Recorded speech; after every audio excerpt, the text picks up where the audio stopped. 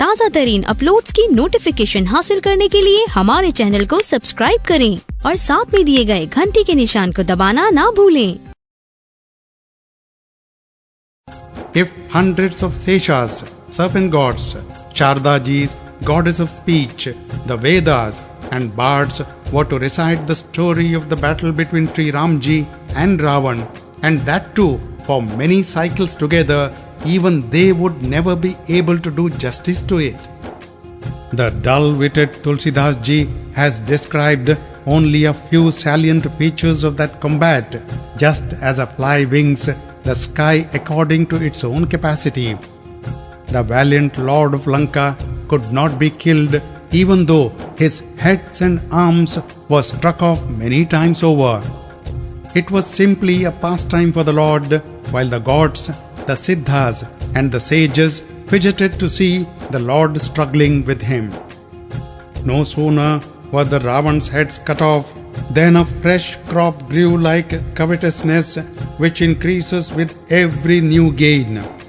The enemy could not be killed in spite of the prolonged struggle. Shri Ramji then looked at Vibhishanji. Umaji continues Lord Shivji, the Lord whose will causes the death of death himself, thereby tested the devotion of his servant. Listen, all-wise ruler of the animate and inanimate creation, protector of the suppliant, delight of the gods and the sages, nectar abides in the depth of his navel. By virtue of it, my lord, Ravan survives. The all-merciful rejoiced to hear the words of Vibhishanji and took terrible shafts in his hands. Many ill omens manifested themselves at that time. Donkeys, jackals and dogs howled in large numbers. Birds too screamed and thereby portended a world calamity, and comets and appeared in every quarter of the heavens. There was a preternatural and unusual glow in the horizon on all sides, and a solar eclipse occurred even without the day of the new moon, when the sun and the moon are in conjunction. Mandodari's heart beat wildly, and idols shed tears from their eyes. Idols wept, lightning flashed with a thunderclap in the air. Furious winds blew, the earth quaked, and the clouds dropped blood, hair, and dust. Who could recount the great ill omens? The gods in heaven were dismayed at the sight of the boundless, portentous phenomenon and shouted, "Victory! Victory!"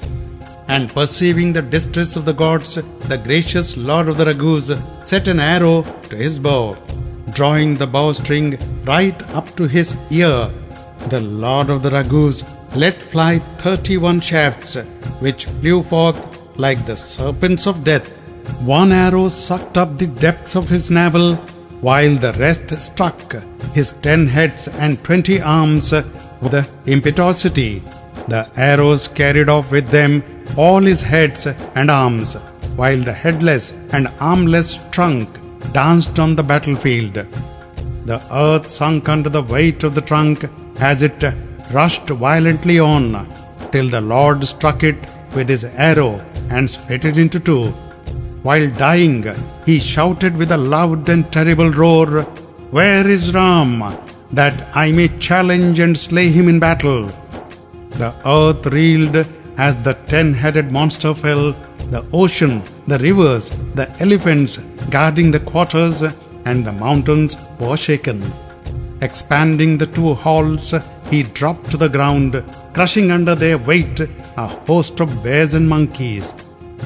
After depositing the arms and heads before Mandodari, the darts returned to the Lord of the universe, and all found their way back into the quiver.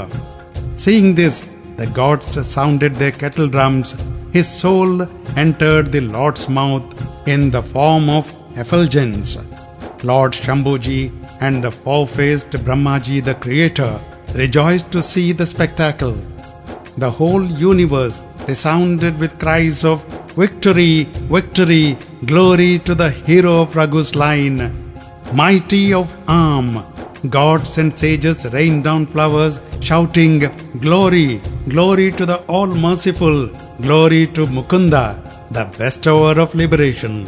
Glory to you, O Mukunda, the bestower of liberation, the fountain of mercy, the dispeller of all fear of pairs of opposites, the delight of those who take refuge in you, the torment of the ranks of the wicked, the prime cause, the ever compassionate and omnipresent ruler of all. Full of joy, the gods rained down flowers. Their kettle drums sounded with a crash. On the battlefield, Shri Ramji's limbs displayed the beauty of a number of cupids. The crown of matted hair on his head, interspersed with most beautiful flowers, gleamed like flashes of lightning on the starlit peak of a dark mountain. As he stood turning his bow and arrow between his arms, specks of blood adorned his person like a swarm of Raimuni birds perched on a tamala tree, absorbed in their delight. With a shower of his gracious glances, the Lord dispelled the fears of the gods, and the bears and monkeys all shouted in their joy, "Glory to Mukunda, the abode of bliss." The moment Mandodari, Ravan's principal spouse, saw her lord's head, she fainted in her grief and dropped to the ground. His other wives too sprang up and rushed to the spot weeping. Lifting up and supporting Mandodari, they all arrived where Ravan's remains lay. Seeing their lord's condition, they set up a shriek. Their hair flew loose and they became oblivious of their body. Wildly beating their bosom and weeping, they recounted his glory. "At your might, my lord, the earth ever shook. Fire, the moon, and the sun stood obscure before your splendor.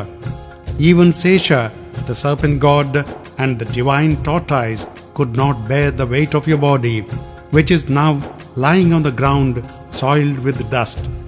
Varuna, the god presiding over the waters, Kubera, the god of riches, Indraji, the lord of the celestials, and the wind god. None of these ever had the courage to confront you in battle. By the might of your arm, my lord, you conquered death as well as Yama, the god who punishes evildoers in the other world. Yet you lie today like a forlorn creature. Your greatness is known all the world over. Even your sons and kinsmen possessed untold strength. Hostility with Ramji has, however, reduced you to such a plight. Not one of your stock is left to lament over your death. The whole of God's creation, my lord, was under your control.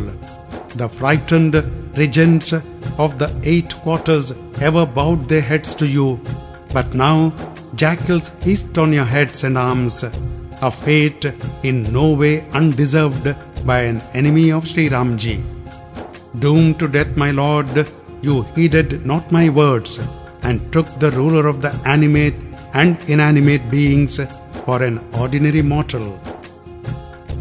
You took for a mere man Sri Hariji himself, a veritable fire to consume the forest of the demon race, and did not adore the all-merciful, to whom my beloved spouse Lord Shivji, Brahmaji the creator, and other gods do homage. This body of yours had taken delight from its very birth in harming others and was a sink of multitudinous sins. Yet Shri Ramji has absorbed you in his own being. I bow to him, the immutable Brahmaji. O my lord, there is one else so gracious as the divine Shri Ramji, the lord of the Raghus, who bestowed on you a state which is difficult even for the yogis to attain. The gods, sages, and siddhas all rejoice to hear Mandodari's words. Brahmaji, the great Lord Shivji, Naradji, Shankarji, and his 3 brothers, Sananand, Sanatan, and Sanat Kumar, and all other great sages who taught the highest truth, the identity of the individual soul with the Supreme Spirit, were all overwhelmed with emotion as they feasted their eyes on the Lord of the Raghus and felt supremely gratified. Seeing all the women making lamentation, Vibhishan ji approached them with a very heavy heart and was grieved to see his brother's condition. The Lord thereupon gave an order to his younger brother Lakshman, who consoled him in many ways. Then Vibhishan ji returned to his Lord, who looked upon him with an eye of compassion and said, "Abandon all sorrow and perform the funeral rites." In obedience to the Lord's command, he celebrated the obsequies, strictly observing the scriptural ordinance and with due regard to time and place. After offering to the deceased handfuls of water and sesame seeds for the propitiation of his soul, Mandodari and all the other queens returned to their palace, recounting to themselves the host of excellences of Shri Ramji, the Lord of the Raghus. After finishing the obsequies, Vibhishan ji came and bowed his head once more. The All-Merciful then called his younger brother. "Do you and Sugriv, the Lord of the Monkeys, as well as Angad, Nal and Neel with Jambavan and Hanuman, the son of the wind god, sagacious as you are, all of you accompany Vibhishan ji and make arrangements for his coronation," said the Lord of the Raghus. "In deference to my father's command, I may not enter a town, but send the monkeys and my younger brother, who are as good as myself." On hearing the Lord's command, the monkeys proceeded at once, and arriving in the town, made preparations for the installation. With due reverence, they seated him on the throne, and applying a sacred mark on his forehead as a token of sovereignty, they glorified him. Nay, joining their palms, they all bowed their head to him, and then, with Vibhishan ji, they returned to the Lord. The hero of Raghu's line next called the monkeys together and gratified them all by addressing kind words to them. The Lord cheered them by speaking to them words sweet as nectar. "It is by your might that the enemy has been killed and Vibhishan has got the kingdom of Lanka, while your glory will remain ever fresh in all the three spheres. Men who sing your blessed glory along with mine shall easily cross the boundless ocean of mundane existence." The monkey host would never feel sated with listening to the Lord's words. They all bowed their head and clasped his lotus feet again and again. The Lord then called Hanumanji. "Go to Lanka," said the Almighty, "and telling Janakji's daughter all that has happened, return with the news of her welfare."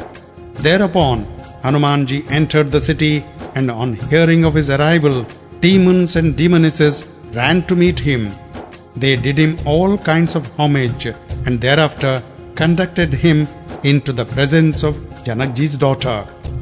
Hanumanji made obeisance to her from a respectable distance, and Janakji's daughter recognized him as Shri Ramji's own messenger. "Tell me, dear son, if my gracious Lord is doing well with his younger brother and the monkey host."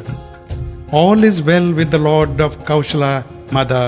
The 10-headed monster has been conquered in battle, while Vibhishan ji has attained everlasting dominion that will endure till the end of this kalpa." Her heart was filled with joy when she heard the monkey's words. Her soul was overjoyed. A thrill ran through her body, and with eyes full of tears, "Ramji," Sita ji said again and again, "what can I give you? There is nothing in all the three worlds equal in value to this information. Listen, mother, today I have doubtless attained the sovereignty of the entire creation when I find Shri Ramji safe and sound with his brother after conquering the enemy's ranks on the battlefield. Listen, Hanuman, my son, may all commendable virtues abide in your heart, and may the Lord of Kaushala with Anant Lakshman be ever gracious to you. Now, my dear son, devise some means whereby I may behold with my own eyes the tender swarthy limbs of my Lord. Then Hanumanji returned to Shri Ramji and apprised him of Sitaji's welfare. On hearing her tidings, the ornament of the solar rays called Prince Angad and Vibhishanji, "Both of you accompany the son of the wind god and respectfully escort Janakji's daughter here." Forthwith, all went to the place where Sitaji was and found a whole host demonesses waiting on her in all humility. Vibhishanji gave prompt instruction to the demonesses, who washed her body in all possible ways. They also decked her with ornaments of every description, and then brought a beautiful palanquin duly equipped. Videhaji's daughter gladly mounted it, with her thoughts fixed on the all-blissful Ramji, her loving lord. Guards marched on all four sides, staves in hand. They were all supremely delighted at heart. The bears and the monkeys all came to have a look at her, but the guards darted in a fury to keep them back. Said the hero of Raghu's line, "Follow my advice, Vibhishan, and bring Sita on foot. Let the monkeys gaze on her as they would on their own mother," smilingly added the almighty Lord of the Raghus. The bears and monkeys rejoiced to hear the Lord's words, while from the heavens the gods rained down flowers in profusion. Sitaji, it will be remembered, had been previously lodged in fire. Shri Ramji, the inner witness of all, now sought to bring her back to light. It was for this reason that the All-Merciful addressed some reproachful words to her. On hearing them, the demon ladies who had accompanied her all began to lament. Sitaji, however, bowed to the Lord's command, pure as she was in thought, word and deed, and said, "Lakshman, help me as a priest in the performance of this sacred rite, and quickly kindle me a fire." When Lakshman heard Sitaji's words, full of anguish caused by separation from her Lord, and imbued with critical insight, piety and prudence, tears rushed to his eyes, and he joined his palms in prayer, but he too could not speak a word to the Lord. Reading Shri Ramji's tacit approval in his looks, however, Lakshman ran, and after kindling a fire, brought plenty of firewood. Videhaji's daughter rejoiced at heart to perceive the blazing fire, and did not flinch at all. "If in thought, word and deed I have never set my heart on anyone other than the hero of the Raghu's line, may this fire, which knows the working of all minds, become cool like sandal paste to me." With her thoughts fixed on the Lord, the princess of Mithila entered the flames as though they were cool like sandal paste, crying, "Glory to the Lord of Kaushala, whose feet are adored by the great Lord Shivji with the purest devotion." Both her shadow form as well as the social stigma occasioned by her forced residence at Ravan's were consumed in the blazing fire. But no one could know the secret of the Lord's doings. Even the gods, siddhas and sages stood gazing in the air.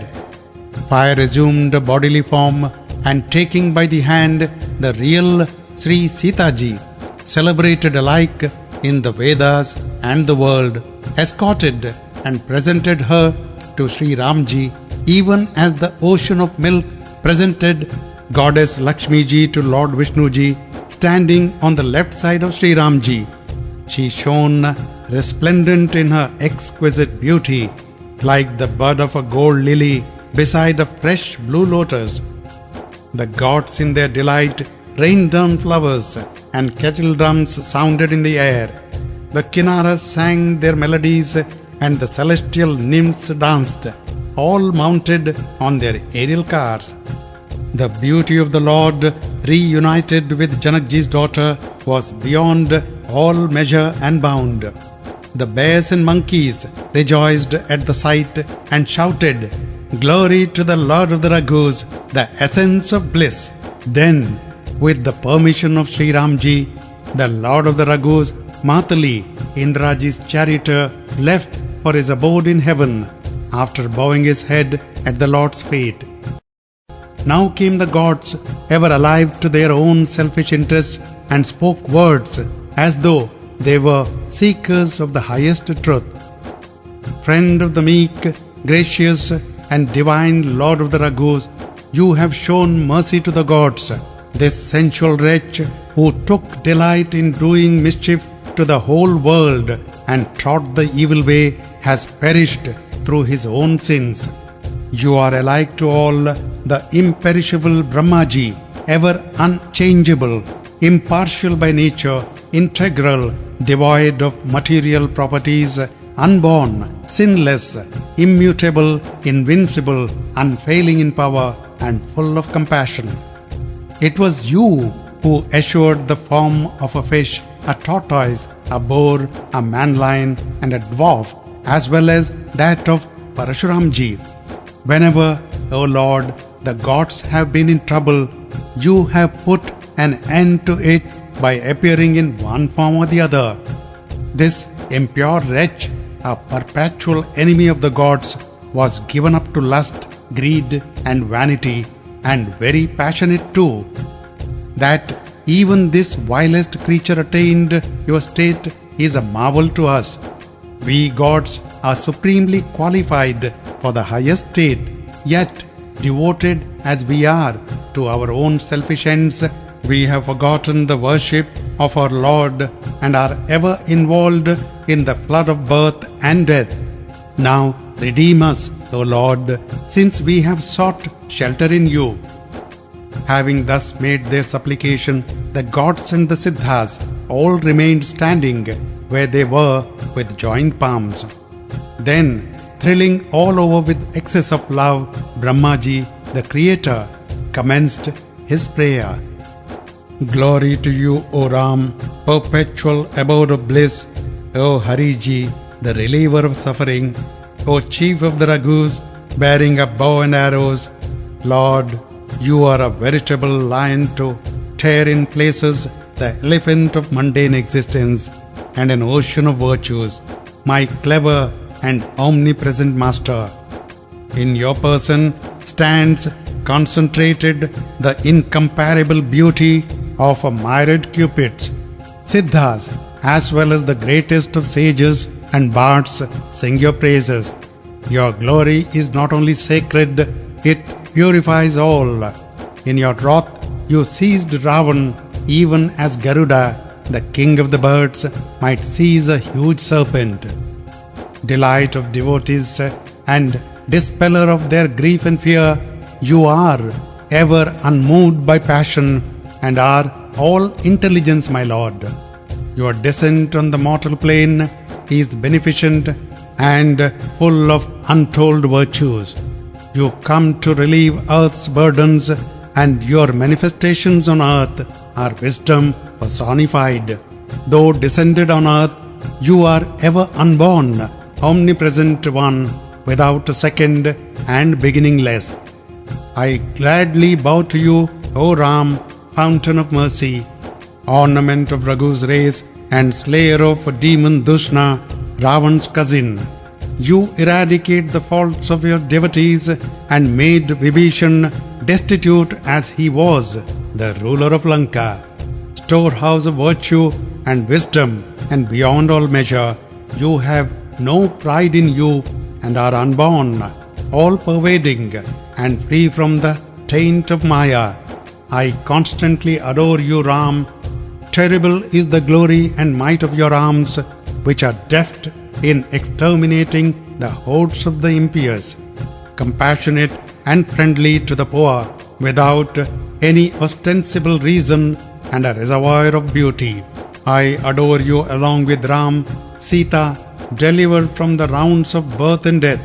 You are beyond both cause, prakriti, and effect, the phenomenal universe, and eradicate the awful weaknesses of the devotee's mind. armed with a charming bow and arrows and quiver. You have eyes resembling a red lotus. A paragon of kings, home of bliss, Lakshmi-ji's lovely consort, subduer of arrogance, lust, and the false sense of mindness. You are free from blemish, integral, and imperceptible to the senses. Though manifest in all forms, you never transmuted yourself into them all. So declare the Vedas. It is no mere gossip, as will be clear from the analogy of the sun and the sunshine, which are different and yet identical. Blessed are all those monkeys, O ubiquitous Lord, who reverently gaze on your countenance, while accursed, O Hariji, is our so-called immortal existence and our ethereal bodies, in that we lack in devotion to you and are lost in worldly pleasures. Now show your mercy to me, compassionate as you are to the afflicted, and take away my differentiating sense, which makes the world appear as apart from you, which leads me to wrong action, and deluded by which I pass my days in merriment, mistaking woe for happiness. Destroyer of the wicked and lovely jewel of the earth, your lotus feet are adored even by Shambhuji and Umaji. O King of Kings, grant me this boon, that I may cherish loving devotion to your lotus feet, which is a perennial source of blessings. As the four-faced Brahma thus prayed, his body was deeply thrilled with the emotion, and his eyes knew no satiation as they gazed on the ocean of beauty. That very moment, King Dasharatji appeared on the scene in his celestial form. His eyes were flooded with tears as he beheld his son Shri Ramji. The Lord and his younger brother Lakshman made obeisance, and the father in his turn gave them his blessing. Dear father, it was all due to your religious merit that I conquered the invincible demon king. Dasharatji was overwhelmed with emotion when he heard his son's words. Tears rushed to his eyes again, and the hair on his body stood erect. The Lord of the Raghus understood that his father bore the same affection for him as he did before. He therefore looked at his father and bestowed on him solid wisdom. Umaji, continued Lord Shivji, Dasharatji did not attain final beatitude for this simple reason, that he set his heart on devotion while maintaining his separate identity. Worshippers of God in his embodied form spurn final beatitude. To them, Shri Ramji vouchsafes devotion to his own person. Having prostrated himself before the Lord again and again, Dasharatji joyfully returned to his abode in heaven.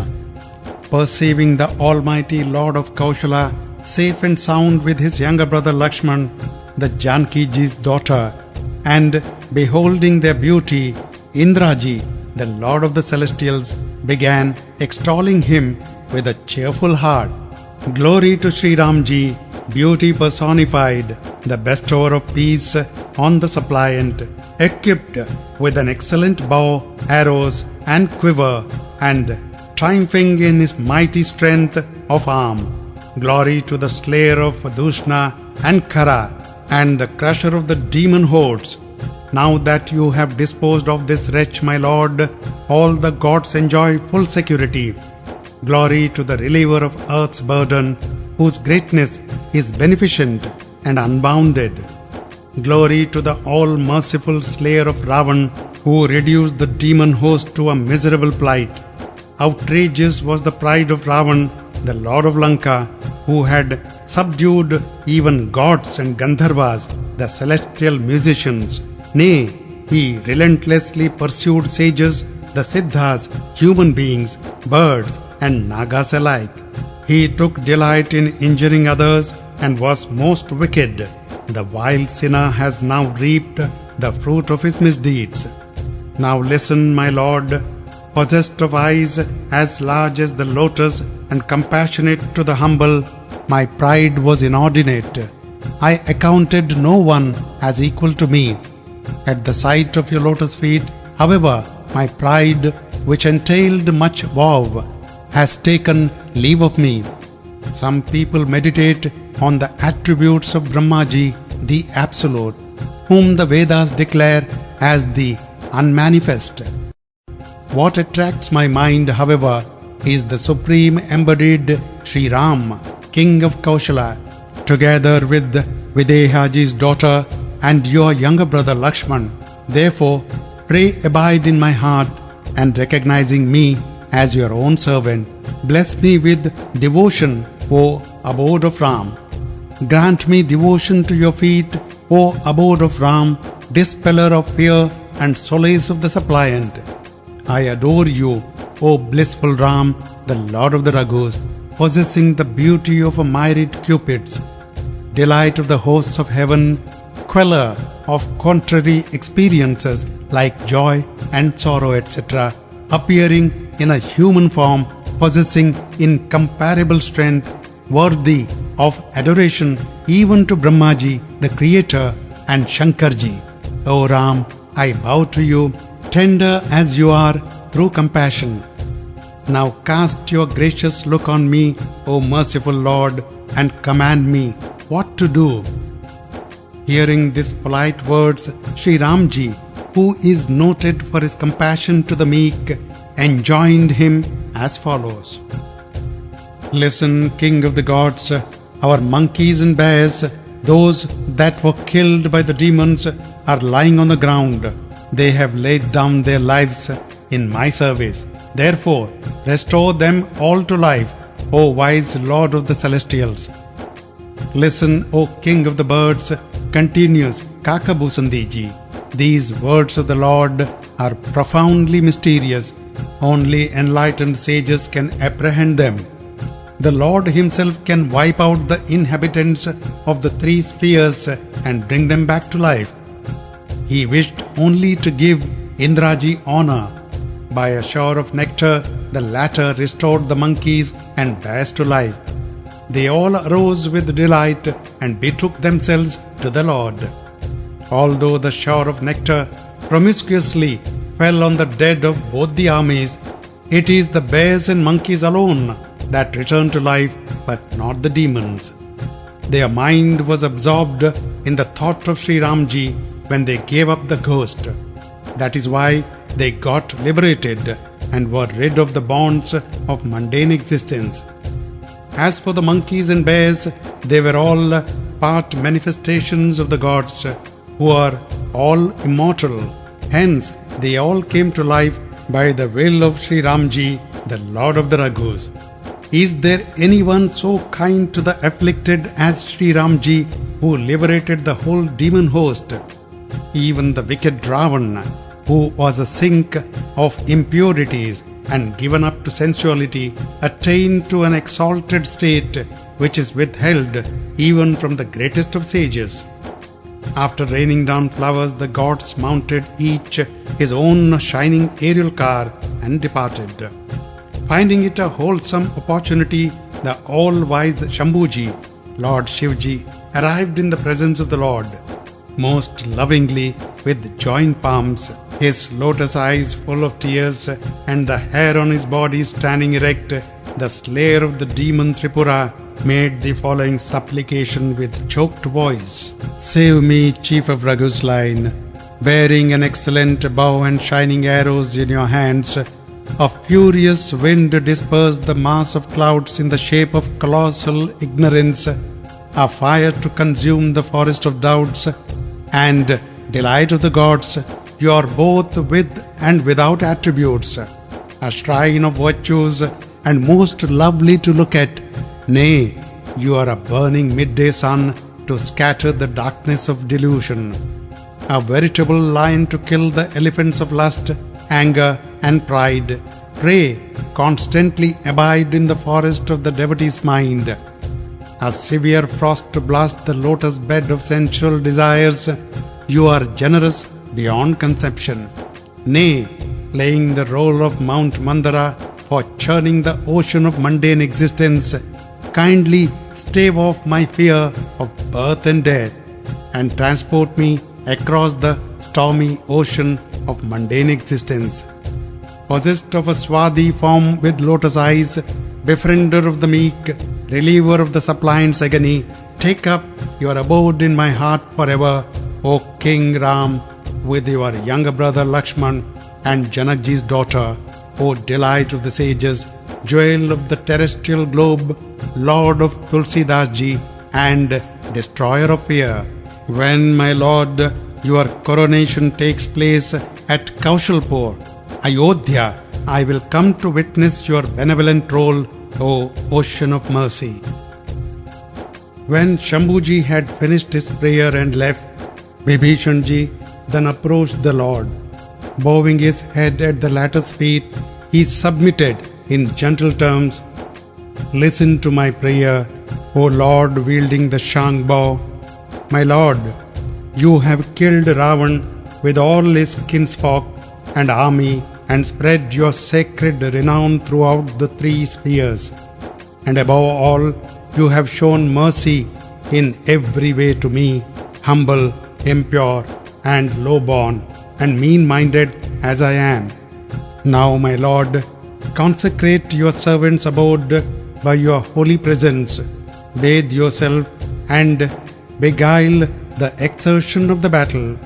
Then inspect the treasury, palaces, and wealth, and gladly bestow, my gracious Lord, whatever you please on the monkeys. Pray, accept me as your own in every way, my Lord, and then proceed to Ayodhya, taking me along with you." Even as the Lord, who is so compassionate to the meek, heard these polite words, his large eyes filled with tears. "Listen, brother, what you say is quite true. Your treasury and palaces are all my own. But when I recollect Bharat's condition, every moment that passes seems an age to me. Clad in the robes of a hermit, with wasted body, he constantly repeats my name. Therefore, take steps, my friend, I beseech you, that I may soon be able to see him again. If, on the one hand, I reach there on the expiry of the term of my exile, I do not expect to find my brother alive."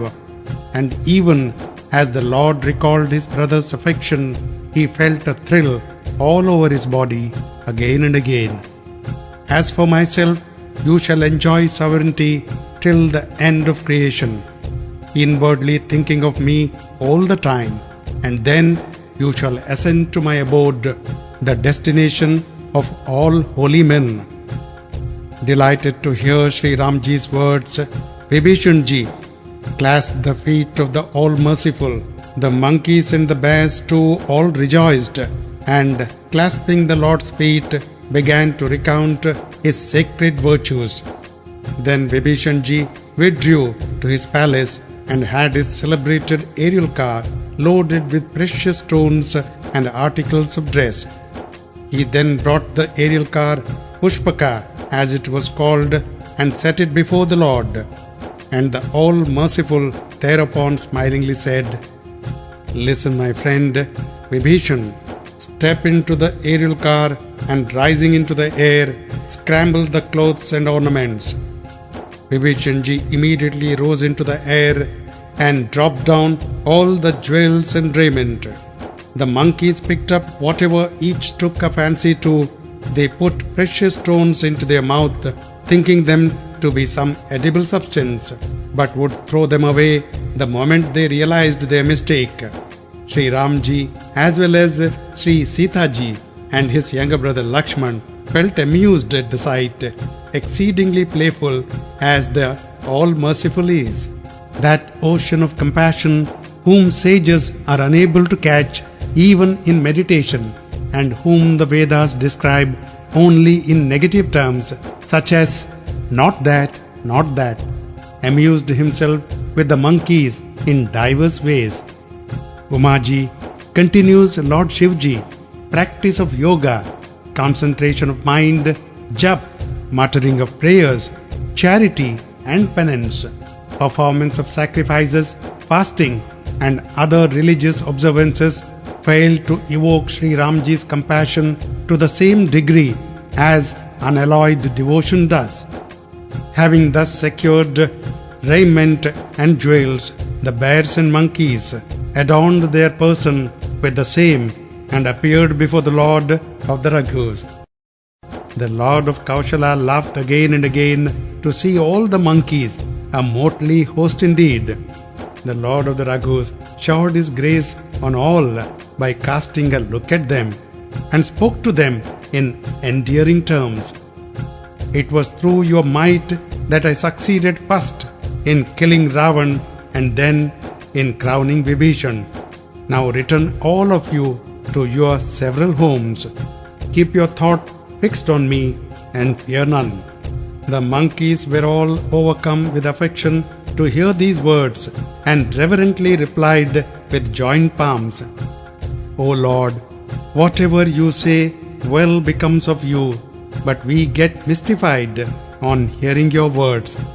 You are the sovereign of all the three spheres, O Lord of the Raghus. Knowing our humble state, you took us under your protection, but we are overwhelmed with shame to hear such words from the lips of our master, that is yourself. Can a swarm of mosquitoes ever help Garuda, the king of the birds? The bears and monkeys were overpowered with emotion when they saw what was in the mind of the Lord, that is, his reluctance to take them to Ayodhya. They had no inclination to return home. But in obedience to the Lord's command, the monkeys and bears all dispersed with a mixed feeling of joy and sorrow, and with many a humble submission, enshrining Shri Ramji's image in their heart. The monkey king Sugriv, Neel, Jambavant, the lord of the bears, Angad, Nal, Hanumanji, and all the other mighty generals of the monkey host, together with Bhivishanji, were too overwhelmed with emotion to utter a word. With eyes full of tears, they stood facing Shri Ramji and gazing intently on him. Perceiving their excessive love, the Lord of the Raghus mounted the aerial car along with Sitaji and Lakshman and took them all up into the car. He mentally bowed his head at the feet of the Brahmanas and directed the car to move towards the north. An uproarious noise burst forth as the car took off, all shouting, "Glory to the hero of Raghu's line." The car was provided with a lofty and charming throne. The Lord took his seat on it along with Sri Sitaji. Accompanied by his spouse, Sri Ramji shone forth like a cloud with lightning on a peak of Mount Meru. The splendid car moved with all speed on its way to the joy of the gods, who rained down flowers on it. A most delightful cool breeze breathed soft and fragrant. The water of the ocean, lakes and streams became transparent, and auspicious omens occurred on all sides. Nay, everyone felt cheerful at heart. The whole expanse of the sky, including the four quarters, was clear. Said the hero of Raghu's line, "Mark, Sita, it was on this spot that Lakshman slew Meghnath, the crown prince of Lanka. Here lie on the battlefield mighty demons killed by Hanuman and Angad. And here fell the two brothers Kumbhakarn and Rawan, the tormentor of gods and sages. It was here that I had a bridge constructed and also installed a symbol of the blissful Lord Shivji." So saying, the all-merciful Shri Ramji and Sitaji both made obeisance to Shambhuji. Every spot in the woods where the ocean of compassion had either taken up his abode or rested a while was then pointed out by the Lord to Janakji's daughter and mentioned by name. Forthwith, the aerial car reached the most charming Dandaka forest, the abode of many a great sage like Kumbhaja, the Jar-born Agastya, and others. Shri Ramji visited the hermitages of all. After receiving the blessings of all these sages, the Lord of the universe, arrived at Chitrakoot, and having gratified the sages there, the aerial car departed thence with all speed. Sri Ramji next pointed out to Janakji's daughter the beautiful Yamuna that washes away the impurities of the Kalyug. Thereafter, they espied the holy Ganga, the celestial stream, and Shri Ramji said, Sita, make obeisance. Now a look at Prayag, the king of all sacred places, whose very sight drives away sins committed through a myriad lives. Again, look at the most holy Triveni, the confluence of the Ganga, Yamuna, and the subterranean Saraswati, the dispeller of grief and a ladder to Sri Hariji's abode. Now see the most sacred city of Ayodhya that relieves the threefold agony and uproots the melody of transmigration. The gracious Ramji and Sitaji both made obeisance to Ayodhya. Tears rushed to his eyes, every hair on his body stood erect, and the Lord felt delighted again and again. The Lord then landed at the Triveni and with much joy bathed in the confluence. He bestowed a variety of gifts on the Brahmanas, and the monkeys too joined him. The Lord instructed Hanumanji as follows: Go ahead of us to the city of Ayodhya in the guise of a religious student. Tell Bharat the news of our welfare and then come back with all the news about him. The son of the wind god immediately left, and the Lord then called on Bharadwaj. The sage offered him all kinds of worship, and after hymning his praises further, gave him his blessing. The Lord in his turn adored the sage's feet with joined palms, mounted the car, and went on his journey. At this end, the Nishad chief heard that the Lord had come, and exclaiming, The boat! Where is the boat? Summoned his people. Meanwhile, the aerial car flew across the celestial stream and landed on the bank adjoining Srirangverpur in obedience to the Lord's command. Then Sitaji offered all kinds of worship to the celestial stream and threw herself at the feet of the goddess presiding over the stream. In gladness of soul, Ganga pronounced her blessing. May you enjoy a happy married life without a break, O fair lady. Overwhelmed with love, Guha ran to meet the Lord as soon as he heard of his landing and approached his master, full of ecstatic joy. Perceiving the Lord accompanied by Videhaji's daughter, he fell flat on the ground, oblivious of his own existence. The Lord of the Raghus felt overjoyed to see his excessive fondness. He took and clasped him to his bosom. The all-merciful Lord of Ramji, the wisest among the wise, took and clasped him to his bosom, and seating him very close to him, enquired after his welfare. Guha submitted in reply, Now all is well with me, for I have behold your lotus feet, worthy of adoration even to Brahmaji and Lord Shankarji. O blissful Ramji, self-sufficient as you are, I simply adore you. O Ramji, I adore you. That Nishad, who was low in every respect, Sri Hariji clasped to his bosom as though he were Bharat himself. A victim of infatuation, this dull-witted Tulsidas, however, has cast out of his mind even such a benign lord. This story of the slayer of Ravan is not only sanctifying, but vouchsafes loving and perpetual devotion to Sri Ramji's feet. Nay, it uproots lust and other evil passions and begets true wisdom, and is gladly swung by gods, the Siddhas and sages.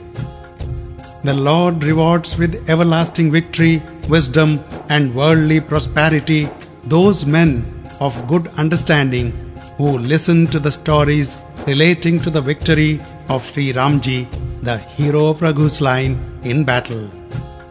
Ponder well and see for yourself O my mind, this age of Kali is the very home of impurities. There is nothing to fall back upon in this age other than the name of the illustrious Lord of the Raghus. Jai Shri Ram, Jai Siya Ram. Thus ends the sixth descent into the Manas lake of Shri Ramji's exploits that eradicates all the impurities of the Kalyug.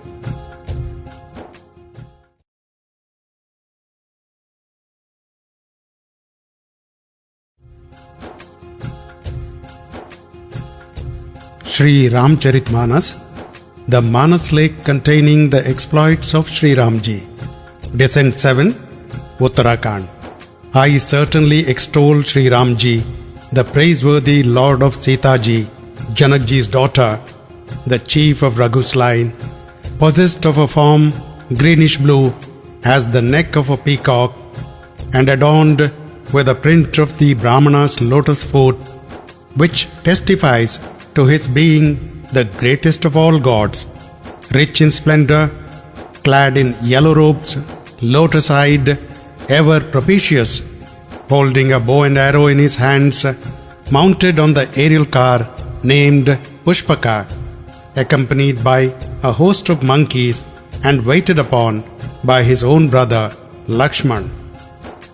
The lotus feet of Shri Ramji, the Lord of Kaushala, charming and delicate, are adored by Brahmaji, the unborn, and the greatest Lord Shivji, and fondled by the lotus hands of Janakji's daughter, and are the haunt of the bee-like mind of the worshipper. I glorify all merciful Lord Shankarji, possessing a comely form, white as the jasmine flower, the moon and the conch, with eyes resembling a lovely lotus, Ambikaji's, Mother Parvatiji's spouse, the bestower of one's desired fruit, and the deliverer from the clutches of carnality. The term of Shri Ramji's exile was to expire only the next day, which made the people of the city extremely anxious. Wasted in body through separation from Shri Ramji, men and women alike were plunged in thought everywhere. Meanwhile, auspicious omens of all kinds occurred, and everyone felt cheerful at heart. The city itself brightened up all around, as if to announce the Lord's advent.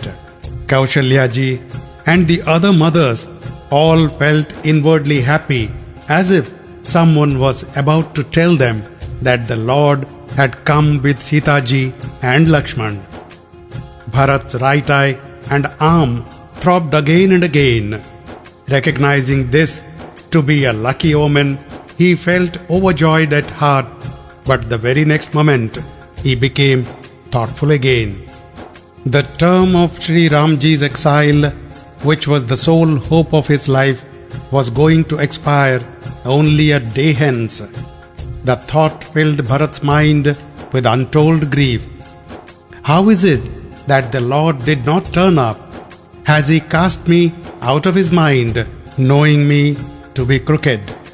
Oh, how blessed and fortunate is Lakshman, who is truly devoted to Shri Ramji's lotus feet.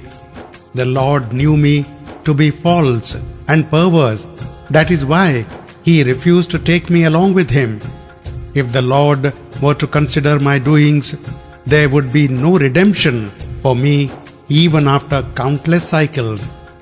But the Lord never takes into account the faults of his devotees, being a friend of the humble and most tender-hearted. I have a firm conviction in my heart that Shri Ramji will surely meet me, for the omens are so propitious. But if I outlive the expiry of the time limit, no one would be so despicable in this world as I. While Bharat's mind was thus sinking in the ocean of separation from Shri Ramji, the son of the wind god, disguised as Brahmana, came like a bark to his rescue. He found Bharat seated on a mat of kusha grass emaciated in body, with a coil of matted hair for a crown, and the words Ramji, Ramji, Raghupati ji on his lips, his lotus eyes streaming with tears. At this sight, Hanumanji was overjoyed. Every hair on his body stood erect, and his eyes rained copiously. He felt gratified at heart in every way, and addressed Bharat in words that were as nectar to his ears.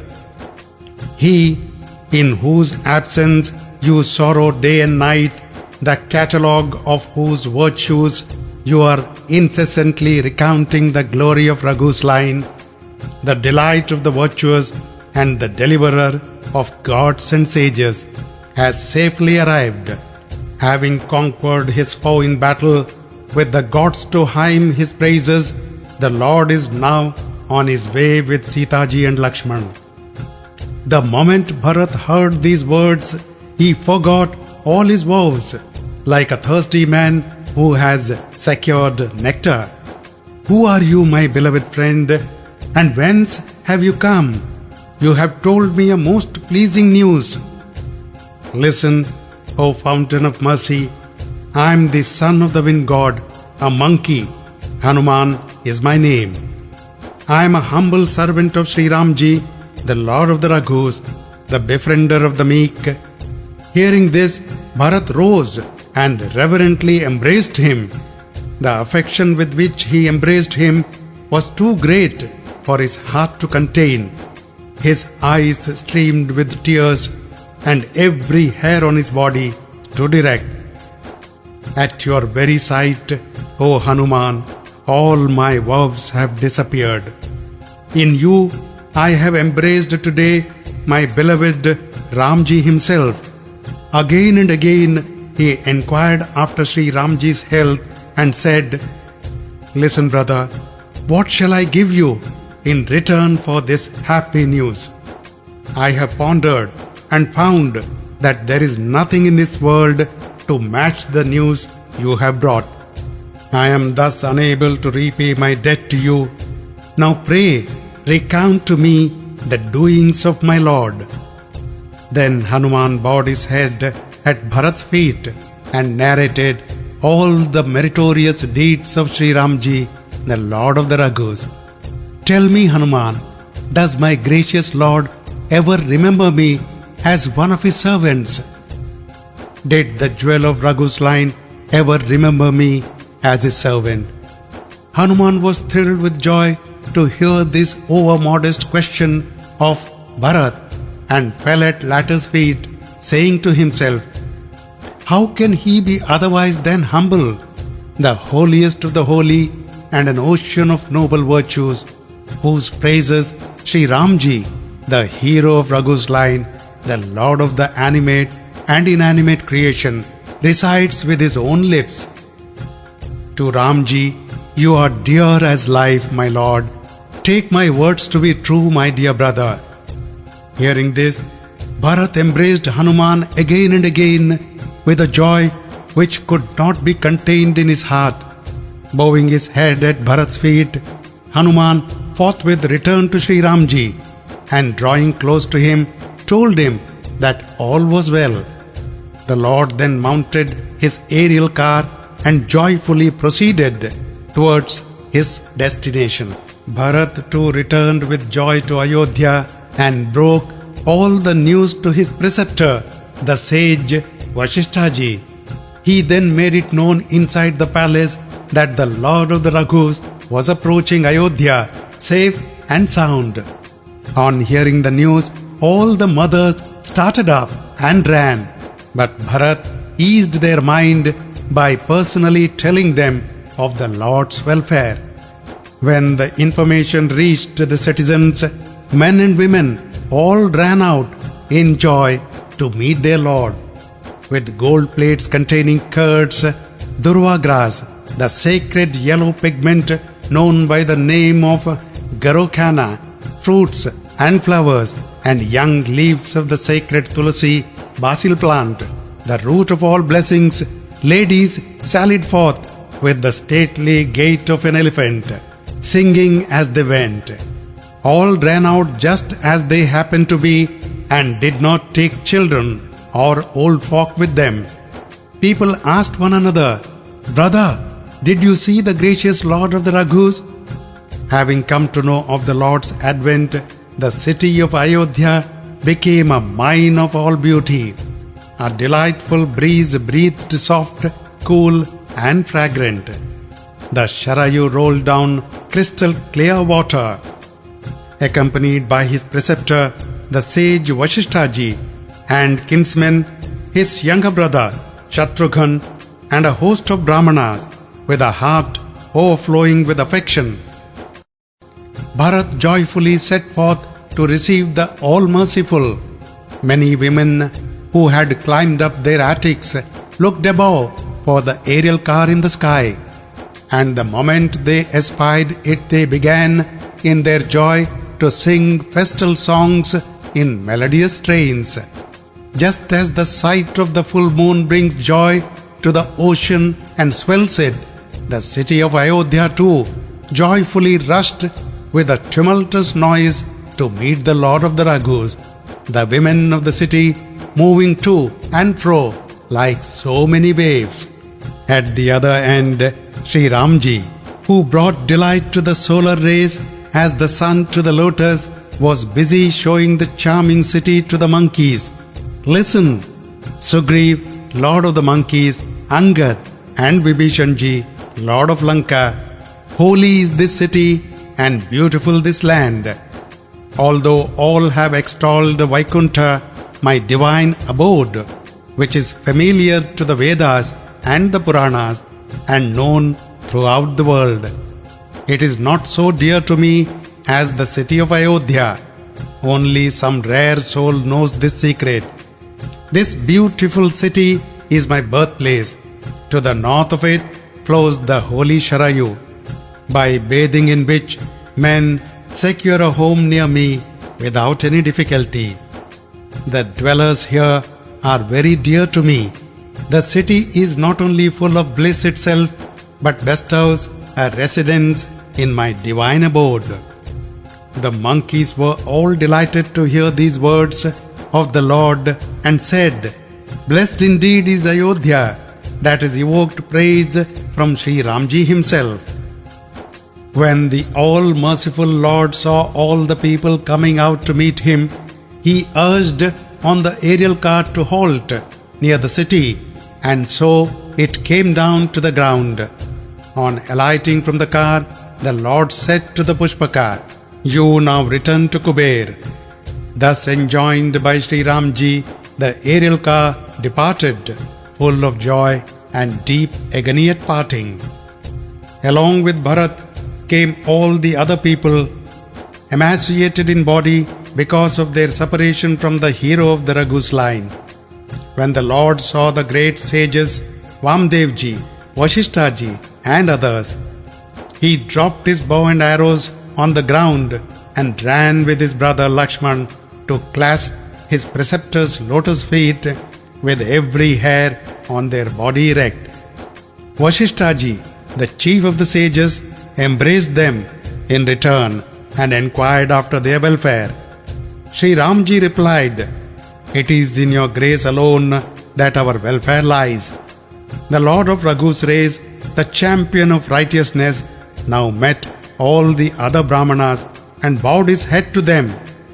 Then Bharat clasped the Lord's lotus feet, which are adored by gods and sages, Shankarji and Brahmaji not excepted.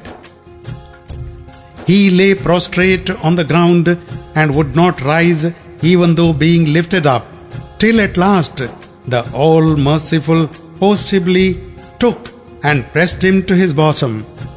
Every hair on his swarthy form stood erect, and his lotus eyes were flooded with tears. His lotus eyes streamed with tears, while bristling hairs served to adorn his comely person, as Lord Shri Ramji, the sovereign of the three spheres, clasped Bharat to his bosom with utmost affection. I find no parallel by which I may illustrate the beauty of the Lord's meeting with his younger brother. It seemed as though the erotic sentiment and affection had met together in exquisite bodily form. The All-Merciful inquired after Bharat's welfare, but words did not readily come to his help. Listen, continues Lord Shivji, the bliss which Bharat enjoyed at the moment was beyond one's speech and mind. It is known only to those who feel it. All is now well with me, since the All-Merciful Lord of the Kaushala has blessed me with his sight, realizing the distress of his servant, and taken me by the hand just when I was sinking in the ocean of desolation. The Lord then gladly met Shatrughan and pressed him to his bosom.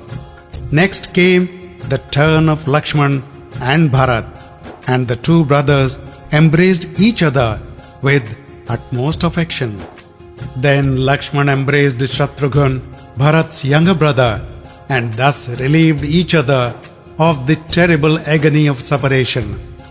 Bharat and Shatrughan bowed their head at Sitaji's feet and felt supreme delight. The citizens were transported with joy at the sight of the Lord. All the woes begotten of their separation from the Lord now ended.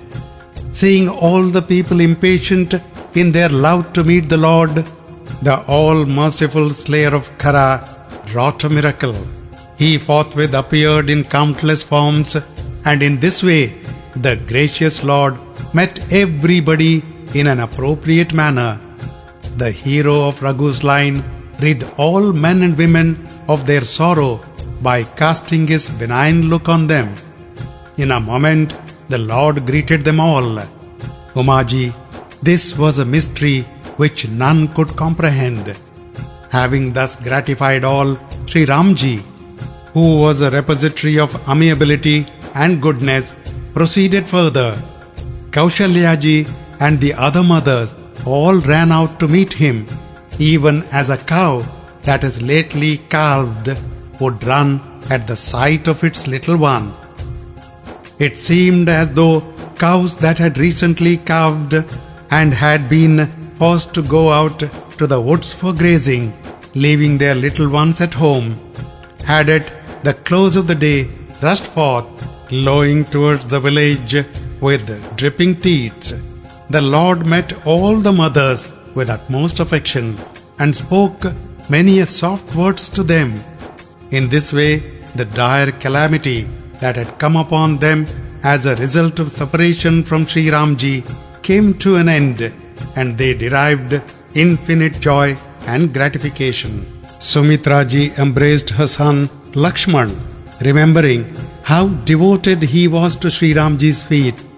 As for Kaikeyi, she felt very uncomfortable at heart while embracing Shri Ramji. Lakshman too embraced all his mothers and was delighted to receive their blessings. But even though he met Kaikeyi again and again, his bitterness of feeling towards her did not leave him. Videhaji's daughter Sitaji greeted all her mothers-in-law and was transported with joy as she clasped their feet.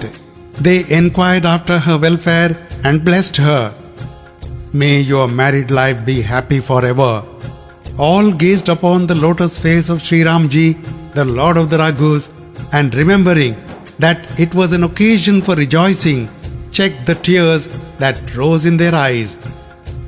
Burning festal lights in gold plates, they waved them above Shri Ramji's head in order to ward off evil forces, and again contemplated the Lord's person. They scattered every kind of offering about him in order to avert an evil eye, their heart full of supreme felicity and jubilation.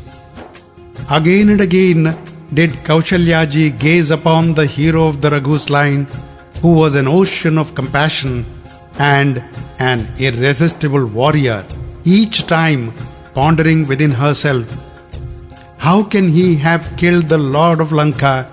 Too delicate of body are my two boys, while the demons were great champions of extraordinary might. As the mother Kaushalya ji looked upon the Lord with Lakshman and Sita ji, her soul was overwhelmed with supreme felicity, and the hair on her body bristled up again and again.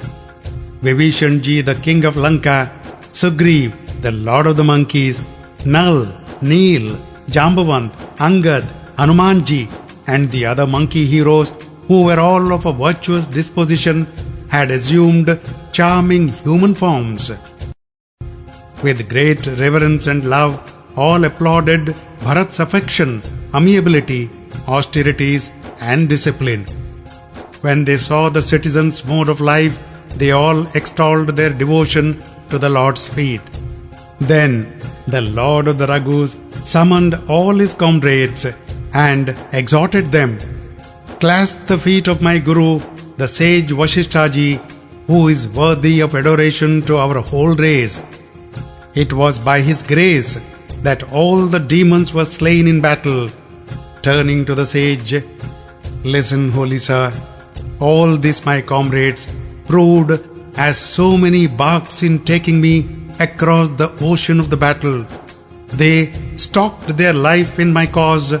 They are dearer to me even than Bharat. They were all enraptured to hear the Lord's word. Every moment that passed gave birth to some new joy." Then they bowed their heads at Kaushalyaji's feet, who rejoiced to give them a blessing, adding, "You are as dear to me as the Lord of the Raghus." The sky was obscured with the showers of flowers as the fountain of joy took his way to the palace. Throngs of men and women of the city mounted the attics to have a look at the Lord. All the people placed at their door vases of gold, picturesquely decorated and equipped with the necessary articles. Everyone prepared and set festoons, flags, and buntings, all to make a glad show. All the streets were sprinkled with perfumes and scented water, and a number of mystic squares were drawn and filled in with pearls found in the projections of an elephant's forehead. Every kind of festive preparation was taken in hand. The city was enfeet, and a large number of kettle drums sounded all at once. Ladies scattered their offerings about the Lord wherever he went, and invoked blessing on him with their hearts full of joy. Bevies of young women sang festal songs, while the gold plates provided with the lights were ready at hand, which they waved about the Lord, who is the reliever of all agony, and brought delight to the Raghus race, even as the sun delights a bed of lotuses. The splendor, the wealth, and the good fortune of the city have been extolled by the Vedas. Sesha, the serpent god, and Shardaji, the goddess of speech and learning. But they too were dazed to see this spectacle. Umaji, continues Lord Shivji, how then can any mortal recount his virtues? The women who were like water lilies growing in the lake of Ayodhya and had been withered by the sun in the form of separation from the Lord of the Raghus, blossomed again at the sight of Shri Ramji, who resembled the full moon, the sun of separation having now set. Auspicious omens of every description occurred, and kettle drums sounded in the sky as the Lord proceeded to the palace after blessing the men and women of the city with his sight. Bhavani ji, continues Lord Shivji, the Lord came to know that Kaikeyi ji was ashamed and went first to her palace. After reassuring and gratifying her much, Sri Hari ji, that is Sri Ramji, then moved to his own palace. When the All-Merciful entered the palace, every man and woman of the city felt gratified. The preceptor Vasishtha ji called the Brahmanas and said to them, "The day and the hour, nay, all the other factors are favorable today. Therefore, all of you Brahmanas, be pleased to order that Shri RamChandraji may occupy the royal throne. On hearing the agreeable words of the sage Vasishthaji, all the Brahmanas warmly welcomed them. Many of the Brahmanas spoke in endearing terms. Shri Ramji's coronation will bring delight to the whole world. Delay no more, O good sage, but apply the sacred mark on the forehead of His Majesty as a token of sovereignty. The sage thereupon instructed Sumantraji, who, as soon as he received the order, merrily proceeded and forthwith got ready a number of chariots and numerous horses and elephants. Dispatching messengers here and there, he sent for articles of good omen. Then gladly returning to Vasishthaji, he bowed his head at his feet. The city of Ayodhya was most tastefully decorated, and the gods rained down a continuous shower of flowers. Shri Ramji called his servants and said, "Go and first arrange a bath for my comrades." The moment they heard the command, the servants ran in all promptness and quickly bathed Sugriv and the rest. The all-merciful Ramji next called Bharat and disentangled his matted hair with his own hands. The gracious and almighty Lord of the Raghus, who is so fond of his devotees, now bathed all his three brothers. The blessedness of Bharat and the Lord's tenderness were both more than countless seshas could sing. Then Shri Ramji disentangled his own matted hair, and after obtaining the Guruji's permission, bathed himself. Having finished his ablutions, the Lord decked himself with jewels. The beauty of his person put to shame hundreds of cupids.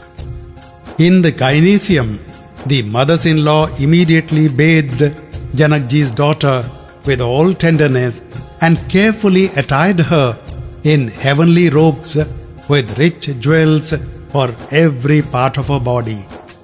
On Shri Ramji's left side shone forth Lakshmiji herself, a mine of beauty and goodness. The mothers were all delighted at the sight and accounted their life as fully rewarded. Listen, O King of the birds, continues Kakabusandiji. On that occasion, Brahmaji, the Creator, Lord Shivji, and multitudes of sages came to see the fountain of joy, and so did all the gods mounted on their aerial cars. The soul of the sage Vasishthaji was enraptured as he gazed upon the Lord. He sent at once for a heavenly throne which was effulgent as the sun and defied all description. Bowing his head to the Brahmanas, Shri Ramji took his seat thereon. The whole host of sages was overjoyed as they looked upon the Lord of the Raghus along with Janakji's daughter. Then the Brahmanas recited the Vedic hymns, while in the heavens above the gods and sages shouted, "Victory! Victory!" The sage Vasishthaji first of all applied the sacred mark himself, and then he directed all the other Brahmanas to do likewise. The mothers were transported with joy at the sight of their son and waved lights above his head again and again. They bestowed a variety of gifts on the Brahmanas and gave the beggars so much that they begged no more. Perceiving the Lord of all the three spheres seated on the throne of Ayodhya, the gods sounded their kettle drums. A large number of kettle drums sounded in the heavens above. The Gandharvas and Kinnaras, the celestial musicians, sang, and heavenly nymphs danced to the supreme delight of the gods and sages. Bharat, Lakshman, and Shatrughan, with Vibhishanji, Angad, Hanumanji, and the rest, shone forth beside the Lord, each holding severally the royal umbrella, chauri, fan, bow, sword, with the shield and spear. With Lakshmiji, that is Sitaji, by his side, the jewel of the solar rays, shone forth with the beauty of a myriad cupids, his exquisite form possessing the hue of a fresh rain cloud, clad in yellow robes, enchanted the soul of gods. A diadem, armlets, and other marvelous ornaments adorned the various parts of his body. He had lotus-like eyes and a broad chest and long arms. Blessed indeed are those men who behold such a form. O King of the birds, continues Kakabusandiji, the beauty of the sight, the uniqueness of the assembly, and the delight of the occasion each defied description. Shardaji, the goddess of learning, Sesha, the thousand-headed serpent god, and the Vedas ever describe them, while their saper is known to the great Lord Shivji alone. Having severally hymned the Lord's praises, the gods returned each to his own abode. Then came the Vedas in the disguise of bards into the presence of Shri Ramji. The omniscient and all-merciful Lord received them with great honor, though no one else could penetrate into the mystery, and the bards began to recite his praises. Hail, crest jewel of kings, incomparable is your beauty, though transcending Maya and her attributes, you possess innumerable divine attributes. You killed by the might of your arm fierce, mighty, and wicked demons like the 10-headed Rawan. Appearing in human garb, you crushed the armies that constitute the earth's burden and ended her terrible woes. Hail, merciful Lord, protector of the suppliant, we adore you with your spouse.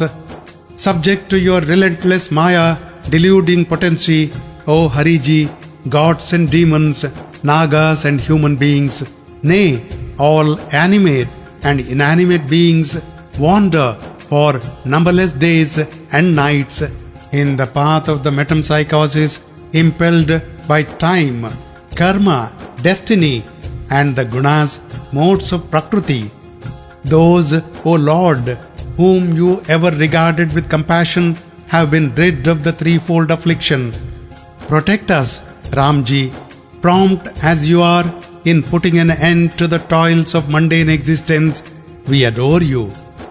Intoxicated with the pride of wisdom, they who respect not devotion to you, which takes away the fear of transmigration, may climb up to a rank which even gods find it difficult to attain. Yet, O Hariji, we see them fall from it. On the other hand, they who have abandoned all other hopes and with unqualified faith chose to remain your servants easily cross the ocean of transmigration by merely repeating your name. It is for this reason, O Lord, that we particularly invoke you.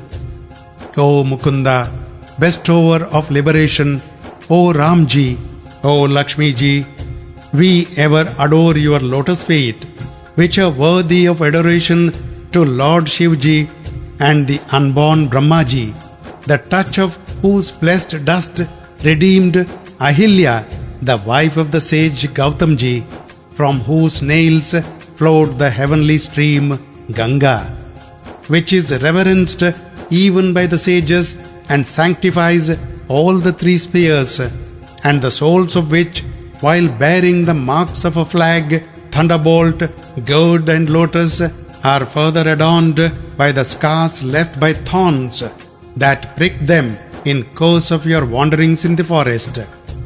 We further adore you as the tree of the universe, which, as the Vedas and the Agams, that is Tantras, declare, has its root in the unmanifest, that is Brahmaji, and has existed from time without beginning, which has 4 coats of bark, 6 stems, 25 boughs, numberless leaves, and abundant flowers, which bears 2 kinds of fruits, bitter and sweet, which has a solitary creeper clinging to it, and which puts on ever fresh foliage and ever new flowers, Let those who meditate on Brahmaji, the Absolute, as unborn, the one without a second, perceptible only through intuition, and as beyond the ken of mind, preach and believe like that.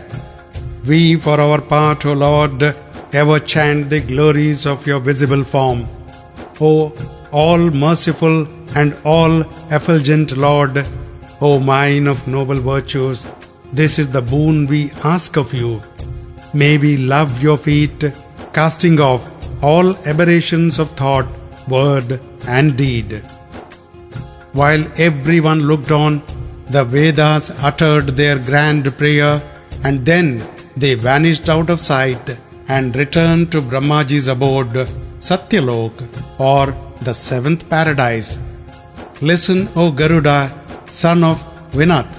Then came Shambhuji, that is Lord Shivji, into the presence of Shri Ramji, the hero of Raghu's line, and with a choking voice and every hair on his body standing erect, he thus made supplication.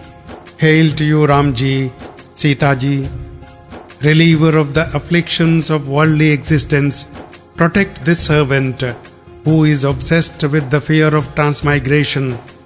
O King of Ayodhya, ruler of the gods, Lord of Lakshmiji, all-pervading Master, having fled to you for refuge, I implore you, pray, extend your protection to me. By disposing of Rawan, who possessed as many as 10 heads and 20 arms, you rid the earth of many a severe scourge. The hosts of demons were a veritable swarm of moths that were reduced to ashes by the fierce glow of your fire-like arrows. An exceedingly beautiful jewel of the terrestrial globe, you have armed yourself with an excellent bow, arrows, and quiver. You are a radiant sun, as it were, to disperse the thick darkness prevailing in the night of pride, gross ignorance, and attachment. The hunter in the form of lust has laid low the human deer by piercing his heart with the shafts of evil desire. O Lord, pray, kill the hunter, and thus save the life of these poor helpless creatures, lost as they are in the wilderness of sensuality. O Hariji, people are stricken with a host of diseases and bereavements, which are surely the result of neglecting your feet. Those men who cherish no love for your lotus feet continue to drift in the fathomless ocean of mundane existence. They are ever most wretched, impure, and unhappy who have no devotion to your lotus feet. On the other hand, they who derive their sustenance from your stories hold the saints and the eternal Lord, that is yourself, as constantly dear to them. They are free from passion, greed, pride, and arrogance. Prosperity and adversity are alike to them. That is why sages give up forever all faith in yoga, mental discipline, and gladly become your servants. With a pure heart and under a solemn pledge, they constantly and lovingly adore your lotus feet. Regarding honor and ignominy alike, all such saints move about happily on earth. O hero of Raghu's line, invincible and exceedingly staunch in battle, indwelling as a bee the lotus heart of sages, I take refuge in you. I repeat your name and bow to you. O Hariji, you are a sovereign remedy for the disease of birth and death and an enemy of pride. I constantly greet you, Lakshmiji's spouse, supreme abode of goodness, amiability, and compassion. O delight of the Raghus, put an end to all pairs of contrary experiences such as joy and sorrow, pleasure and pain, attraction and repulsion, etc. O ruler of the earth, just cast a glance on this humble servant. Again and again I ask only this boon of you. Be pleased to grant it, O Lord of Lakshmi ji. Unceasing devotion to your lotus feet and constant communion with your devotees. Having thus hymned Shri Ramji's praises, Umaji's Lord Shivji joyously returned to Kailas. The Lord then assigned the monkeys residences that were comfortable in every respect. Listen, O King of the Birds, continues Kakabusandiji. This story purifies the heart and rids one of the threefold affliction and the fear of birth and death. By hearing the narrative of King Ramji's blessed coronation, men acquire dispassion and discernment. Those men who hear or sing it with some interested motive attain happiness and prosperity of every kind. After enjoying in this world pleasures to which even gods can scarce attain, they ascend to Shri Ramji's divine abode at the end of their earthly career. If a liberated soul, a man of dispassion, and a sensual person hear it, they severally obtain devotion, final beatitude, and ever increasing prosperity.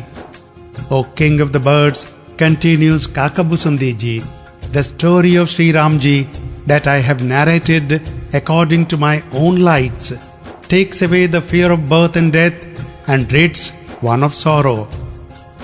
It confirms one's dispassion, discernment, and devotion, and is a splendid boat to take one across the river of ignorance. Every day there was some new rejoicing in Kaushalpur, the city of Ayodhya. People of all classes were happy. Everybody cherished an ever-growing affection for Shri Ramji's lotus feet, which are adored even by Lord Shivji, Brahmaji, the unborn, and the sages. Mendicants were provided with clothes of various kinds, while the twice-born Brahmanas received gifts of every description. The monkeys were drowned in the joy of absorption into Brahmaji. All were devoted to the Lord's feet. Days rolled by them unnoticed till a period of 6 months had elapsed.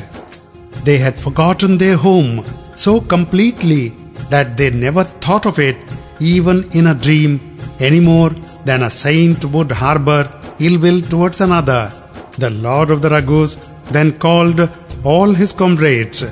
All came and bowed their heads with reverence.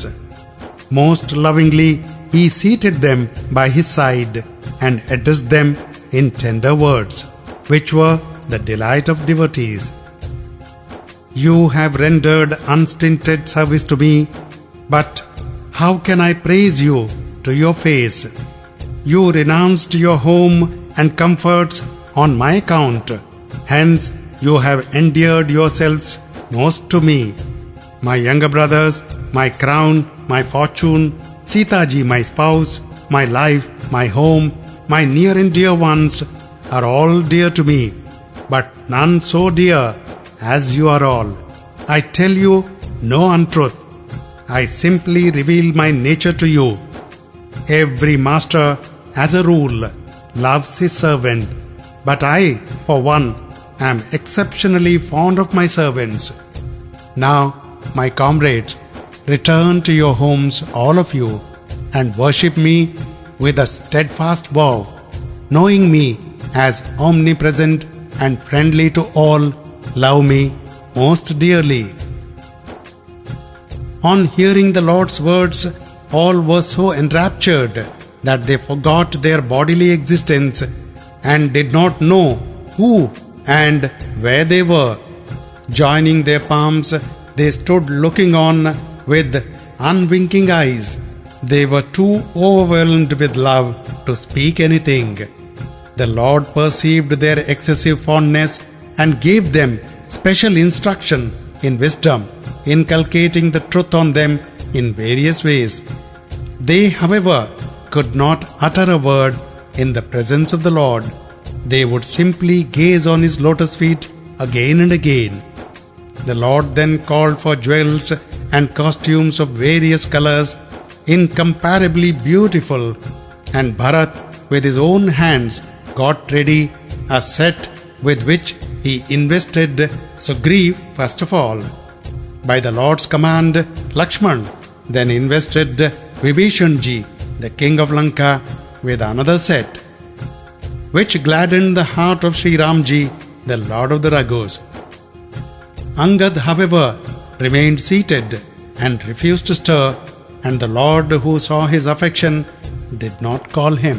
Then the Lord of the Raghus himself invested with cloths and jewels Jambavant, Neel, and all the rest, and enshrining Shri Ramji's image in their heart, they all bowed their heads at his feet and took their leave.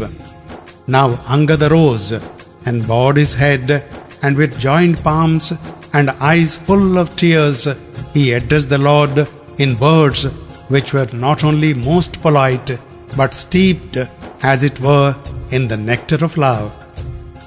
Listen, all-wise, all-merciful, and all-blissful Lord, full of compassion to the meek and the befriender of the afflicted. It was in your charge, my Lord, that Bali, my father, left me while departing from this world. Therefore, recalling your vow of affording protection to the forlorn, forsake me not, O benefactor of the devotees. You are my master, preceptor, father, and mother, all in one. Where can I go, leaving your lotus feet? Ponder yourself and tell me, O ruler of men, severed from you, of what use is my home to me? Extend your protection to this humble servant, a mere child, without knowledge, reason, or strength. I will do all mental service in your household, and shall cross the ocean of mundane existence by the mere sight of your lotus feet. So saying, he fell at his feet, adding, save me, my Lord, and tell me no more, my master, to return home. Hearing Angad's humble entreaty, Lord Shri Ramji, the perfection of tenderness, raised him and clasped him to his bosom. His lotus eyes streamed with tears, investing Bali's son Angad with the garland that hung on his own bosom, as well as with his own robes and jewels. The Lord then sent him away with many words of consolation. Conscious of the devotees' services, Bharat, as well as his younger brother Shatrughan and Lakshman, Sumitraji's son, proceeded to see them off. Angad's heart was so full of love that he would turn again and again to have one more look at Shri Ramji. He would repeatedly prostrate himself on the ground and expected that Shri Ramji might ask him to stay on. He became sad as he recalled the characteristic way in which Shri Ramji looked, talked, walked, and smilingly greeted his friends. But when he perceived in the Lord's look that was in his mind, he departed with many a word of prayer, impressing his lotus feet on his heart. Having seen all the monkeys off with utmost respect, Bharat and his younger brothers returned. Then Hanumanji, who had evidently accompanied his master to see him off, clasped the feet of Sugriv and sought his favor in many ways. After spending 10 more days in the service of Shri Ramji, the Lord of the Raghus, if you please, I will see your feet again, my master. A storehouse of merit as you are, O son of the wind god, you go and serve the all-merciful. So saying, all the monkeys forthwith departed. Angad, however, tarried to say, listen, Hanumanji. With joined palms I beseech you, please convey my prostrations to the Lord and remember me to Shri Ramji, the Lord of the Raghus, from time to time. So saying, Bali's son Angad started on his journey, while Hanumanji came back and told the Lord of Angad's love, which filled the Lord with ecstatic delight. Harder far than adamant and softer than a flower is the heart of Shri Ramji. O King of the birds, continues Kakabusandiji, tell me, who can know it? Next, the all-merciful summoned the Nishad chief Guha and presented him with jewels and raiment as a token of his pleasure. Now, return to your home, but remember me and follow the dictates of religion in thought, word and deed. You, my friend, are as much my brother as Bharat. You must continue to visit the capital every now and then. Guha was immensely gratified to hear these words. He fell at the Lord's feet, his eyes full of tears. Enshrining an image of his lotus feet in his heart, he returned home and told his kinsmen of the Lord's amiable disposition. Witnessing the doings of Shri Ramji, the Lord of the Raghus, the citizens repeatedly said, "Blessed is the all-blissful Lord." Shri Ramji's installation to the throne brought joy to all the three spheres and ended all their sorrows. No one bore enmity to another. Shri Ramji's glory had obliterated all disharmony. Devoted to duty, each according to his own caste and stage of life, the people trod the path of the Vedas and enjoyed happiness. They knew no fear, nor sorrow, nor disease. In the whole of Shri Ramji's dominions, there was none who suffered from affliction of any kind, whether of the body or proceeding from divine or supernatural agencies, or that caused by another living being.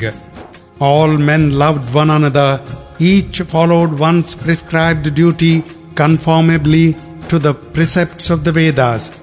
Dharma, with its four pillars, that is, truth, purity, both external and internal, compassion and charity, reigned everywhere throughout the world.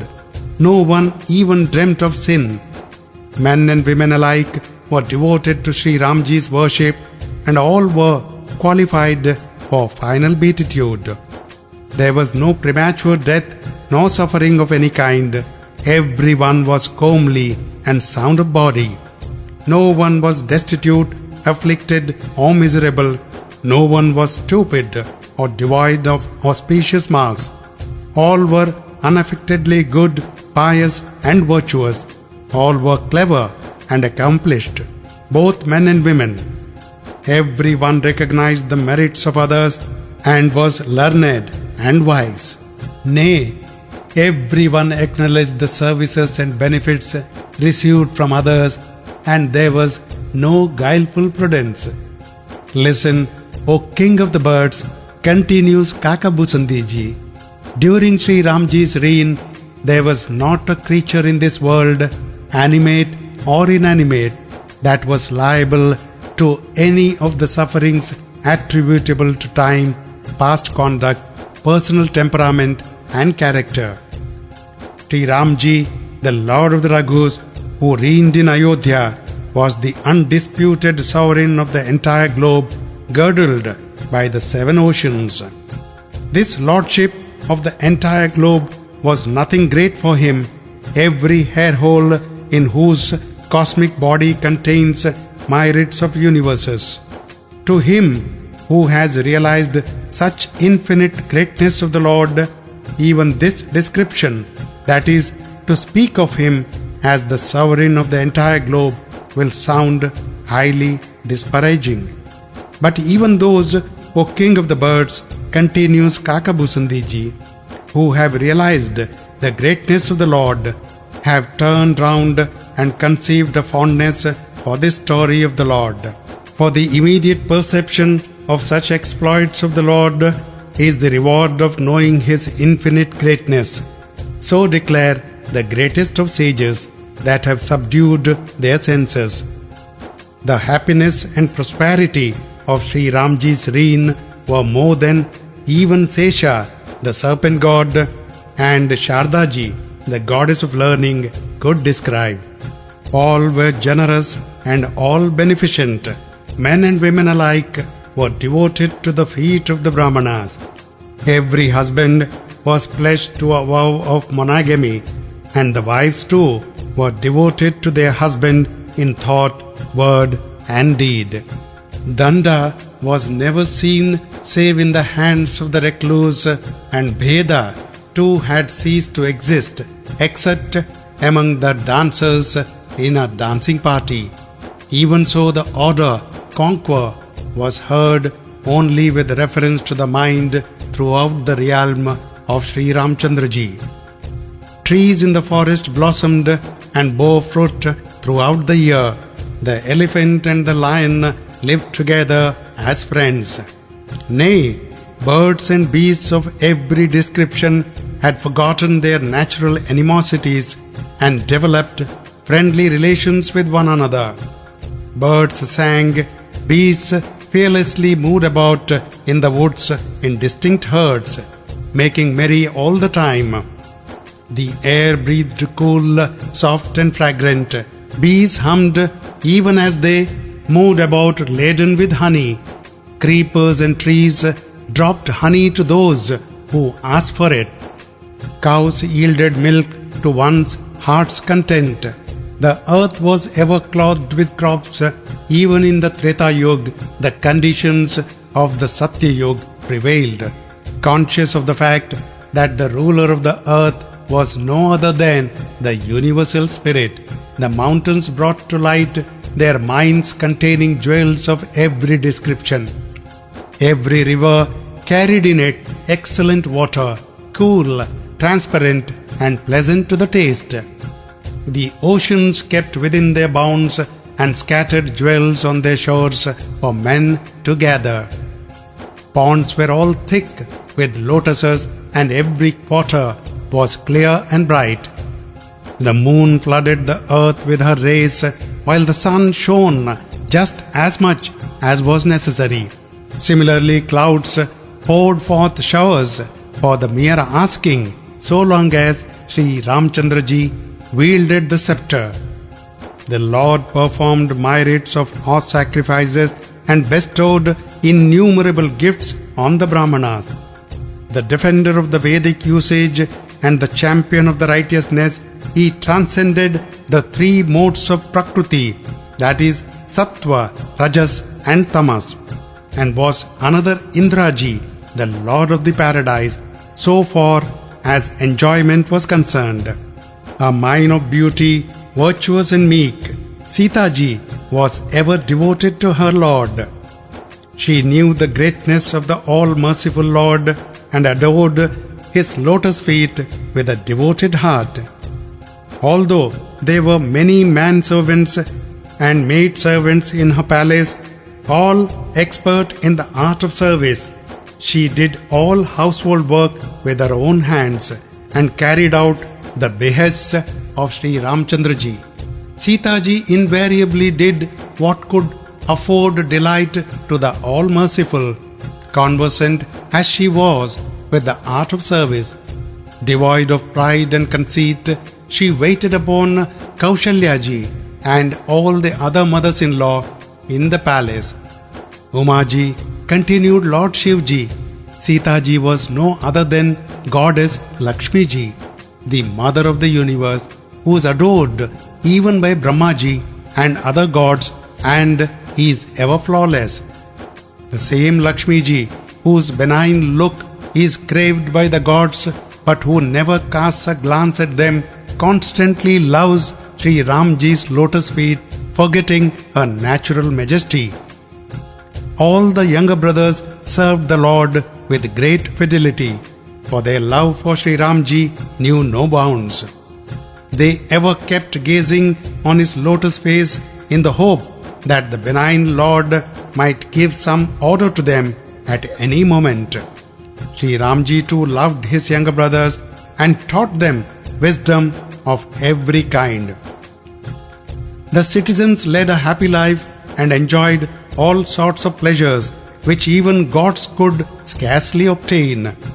Day and night they prayed to God and sought the boon of devotion to the feet of Shri Ramji, the hero of Raghu's line. Sita ji gave birth to two pretty sons, Love and Kush by name, who have figured in the Vedas and Puranas. Both these boys were victorious in battle, modest, accomplished and handsome, the very images, as it were, of Shri Hariji himself. Shri Ramji's other brothers too had two sons each, preeminent in comeliness of form, merit and virtue. The same Brahmaji, who is beyond all knowledge, speech and sense perception, nay, who is unborn and transcends Maya, Prakriti or matter, the mind and the modes of Prakriti, and his truth, knowledge and bliss solidified, exhibited the ideal behavior of a human being. After taking a bath in the Sharayu early in the morning, the Lord sat in an assembly of Brahmanas and holy men.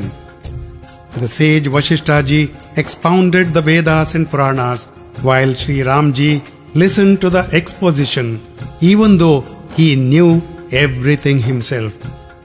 He took his meals with his younger brothers, and the sight filled all the mothers with joy. The two brothers, Bharat and Shatrughan, would accompany the son of the wind god to some grove, where they would sit and ask Hanumanji to expatiate on Shri Ramji's virtues, and Hanumanji would plunge his sound intellect into the ocean of his virtues and then recount them. The two brothers derived much joy from the discourse on his immaculate virtues, and with much entreaty had it repeated again and again. Everywhere, in every house, the people recited the Puranas and narrated Shri Ramji's holy exploits of a diverse character. Men and women alike joined in hymning Shri Ramji's praises, and days and nights passed on unnoticed. Not 1,000 seshas could tell all the happiness and prosperity of the people of Ayodhya while Shri Ramji reigned as king. All great sages like Naradji, Shankarji and others came to Ayodhya every day to have a sight of the Lord of Kaushala, and forgot all their indifference to the world the moment they saw the city with its attics built of gold and jewels, having splendid pavements laid in diverse colors, a most beautiful boundary wall with its battlements painted in different colors enclosed the city on all sides, as though the 9 planets had mustered a large army and besieged Amravati. The ground, the streets and squares, etc., was so beautifully paved with crystals of various colors that the mind of the greatest sages would be enraptured at the sight. The white palaces were so high as to reach the skies, their shining pinnacles put to shame, as it were, the effulgence of the sun and the moon. Latticed windows made of divers precious stones shone here and there, while every house was lit up with jewels that served as lamps. The mansions were illumined by jewels that served as so many lamps, and had shining thresholds made of corals, pillars of jewels, and walls of gold inlaid with emeralds, which were as lovely as though they had been built by the Creator Brahmaji himself. Beautiful, charming, and commodious as the palaces were, they had their courtyards inworked with crystal, and every gate thereof was provided with doors of gold embossed with diamonds. Every house was equipped with a hall adorned with lovely frescoes, which had Shri Ramji's exploits reproduced in such beautiful colors that they would ravish the soul of a sage who looked at them. Everyone had a flower garden planted in a characteristic design and trimmed with the greatest care, in which beautiful and lovely creepers of every variety blossomed, all the year round as in the vernal season. Bees hummed in a pleasant strain, and a delightful breeze breathed cool, soft and fragrant. Birds of all kinds, reared by the children, sang in melodious notes and looked graceful in their flight. Peacocks, swans, cranes and pigeons presented a most lovely sight on the houses, wobbling and dancing in a variety of ways at the sight of their own shadow reflected everywhere on the glossy surface of the roofs and balconies. The children taught parrots and mynas to repeat the words Ramji, Raghupati-ji, the Lord of the Raghus, the protector of his devotees. The gates of the royal palace were magnificent in every way. The streets, crossroads and bazaars were all splendid. The bazaars splendid beyond description. Things could be had without any consideration there. How can anyone describe the wealth of the city where the abode of Lakshmi ji himself reigned as king? The cloth merchants, bankers and other dealers sat at their shops like so many kuberas, gods of riches. All men and women, children and aged folk alike were happy, all of good conduct and comely in appearance. To the north of the city flowed the deep and limpid stream of the Sharayu with a line of charming ghats and no trace of mud at the banks. Apart from the other ghats and situated at some distance from them was the fine ghat where multitudes of horses and elephants went to drink. There were numerous most charming ghats for women to take water from where men did not bathe. The best of all and beautiful in every way was the royal ghat where men of all the four castes could bathe. All along the bank stood temples sacred to the gods and surrounded by lovely groves.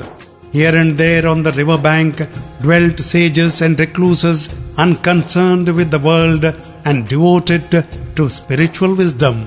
All along the bank stood in clusters many a lovely tulasi plant reared by hermits. The splendor of the city defied all description. Its outskirts too were most picturesque. The very sight of the city with its groves and gardens, wells and ponds drove away all one's sins. Its peerless ponds and tanks and charming and spacious wells looked so beautiful with their elegant flights of steps and transparent water that even gods and sages were fascinated by their sight. The lakes were adorned with many colored lotuses and resounded with the cooing of the numerous birds and the humming of the bees. And the delightful gardens seemed to invite the passers-by through the notes of the cuckoos and other birds. Is it ever possible to describe the city of which Ramji's Lord was the king? Is it ever possible to describe the city of which Ramaji's Lord was the king? Anima, the power of assuming atomic size and all other superhuman powers, and even so, joys and riches of every kind stayed in Ayodhya forever. Everywhere men sang the praises of Shri Ramji, the Lord of the Raghus, and even as they sat, this is how they exhorted one another.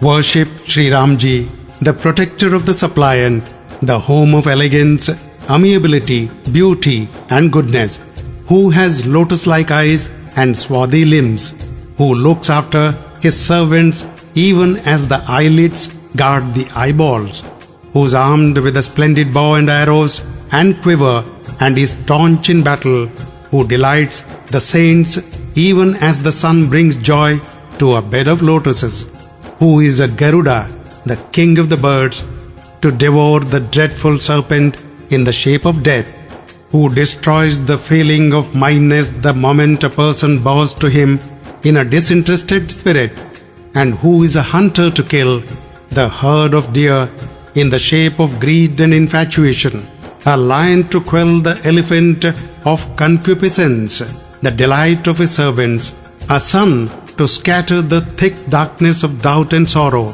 and a fire to consume the dense forest of the demon race. Oh, why should you not adore the hero of Raghu's line, who is ever accompanied by Janakji's daughter, who dispels the fear of transmigration, who plays the role of frost to destroy mosquitoes in the disguise of manifold latent desires, who is ever unchangeable, unborn, and imperishable, the delight of the sages and the reliever of the earth's burdens, the munificent Lord of Tulsidas Ji. In this way, the men and women of the city sang Shri Ramji's praises and the All-Merciful.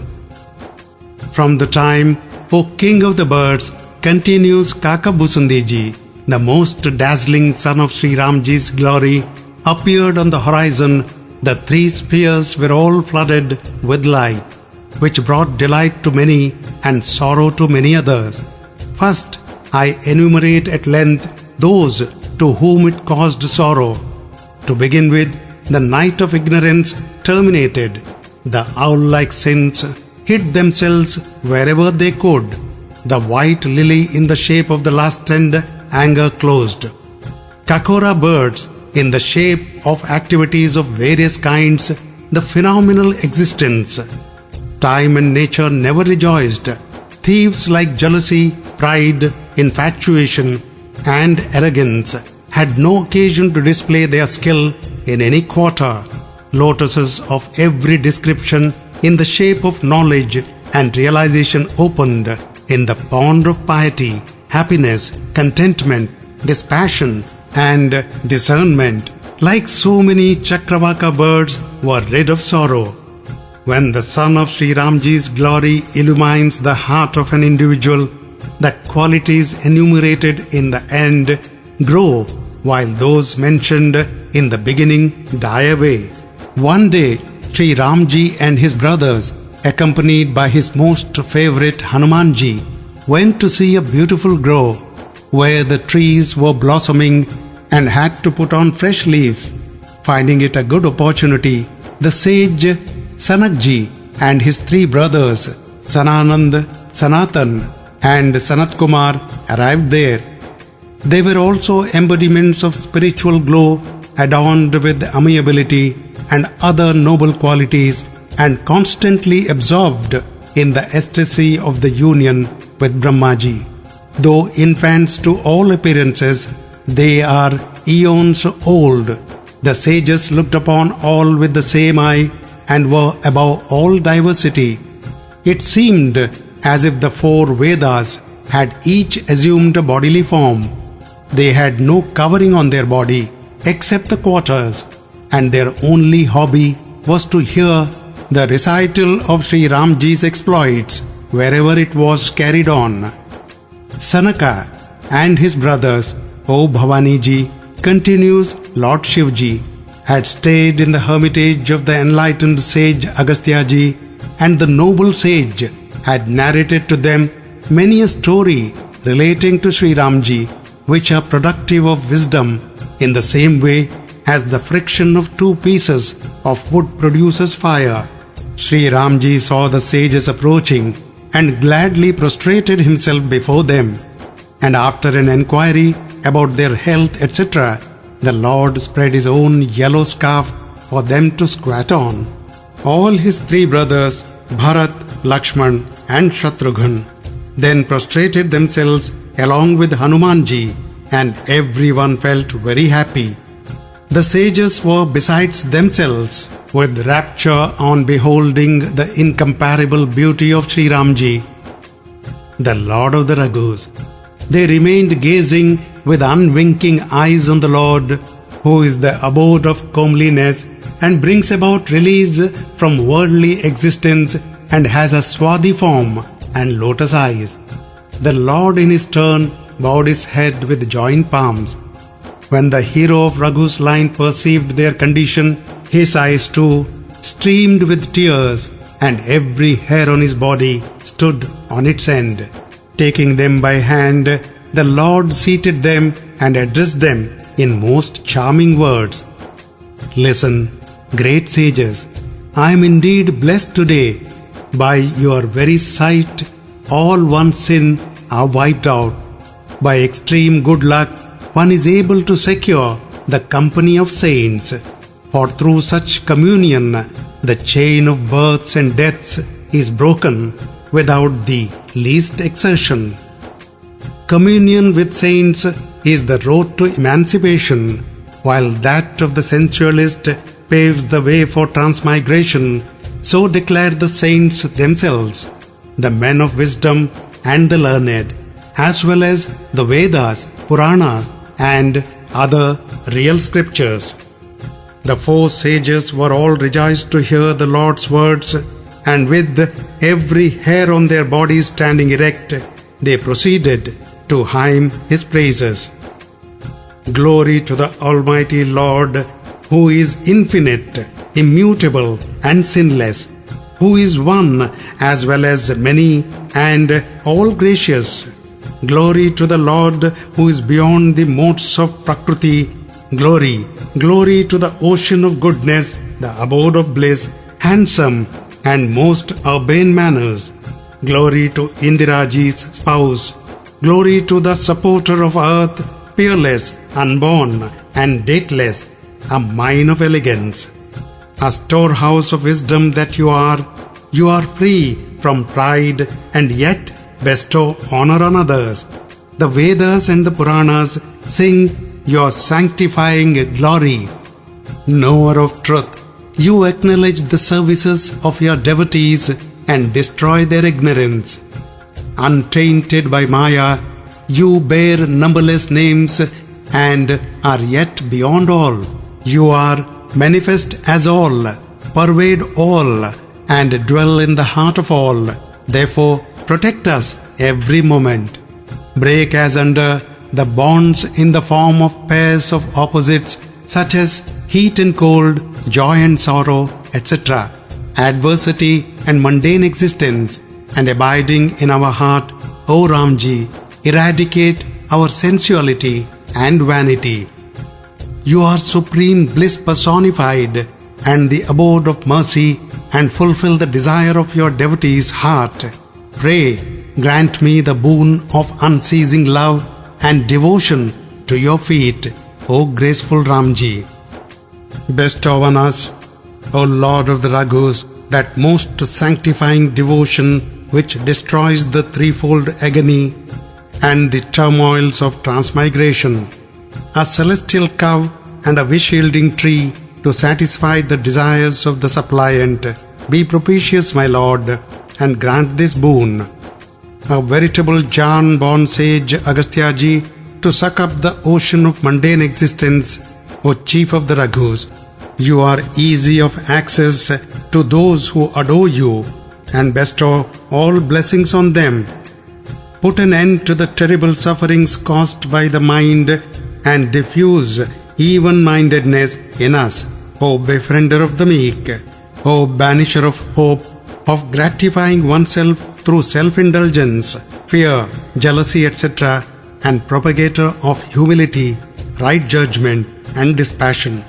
Crest jewel of earthly kings and ornament of the globe, grant us devotion to your feet, which serves as a boat to take one across the river of mundane existence. A swan that you are, constantly residing in the Manas lake of the sage's mind. Your lotus feet are adored even by Brahmaji and Lord Shankarji. Glory of Raghu's race, custodian of the Vedic laws, devourer of time, destiny, Prakriti, primordial nature, and the three gunas, you are both the boatman and the boat to take your devotees across the ocean of metempsychosis, and the stealer of all vices, the Lord of Tulsidas ji, the jewel of the three spheres. Having thus extolled the Lord again and again, Sanaka and his three brothers lovingly bowed their head, and having obtained their most cherished boon, returned to Brahmaji's abode. When Sanaka and his brothers had left for Brahmaji's abode, the three brothers, Bharat, Lakshman, and Shatrughan, bowed their head at Shri Ramji's feet. But being too modest themselves to interrogate the Lord, they all looked at the son of the wind god. They wished to hear from the Lord's own mouth something which would eradicate all the misconceptions. The Lord, however, who regulates the internal feelings of all, came to know everything and inquired, "Tell me, Hanuman, what is the matter?" Hanuman replied with joined palms, "Listen, O Lord, compassionate as you are to the meek. Bharat, my Lord, wishes to ask something, but he is too diffident at heart to put the question. Hanumanji, you know my disposition. Has there ever been any secrecy between Bharat and myself?" On hearing the Lord's words, Bharat clasped his feet.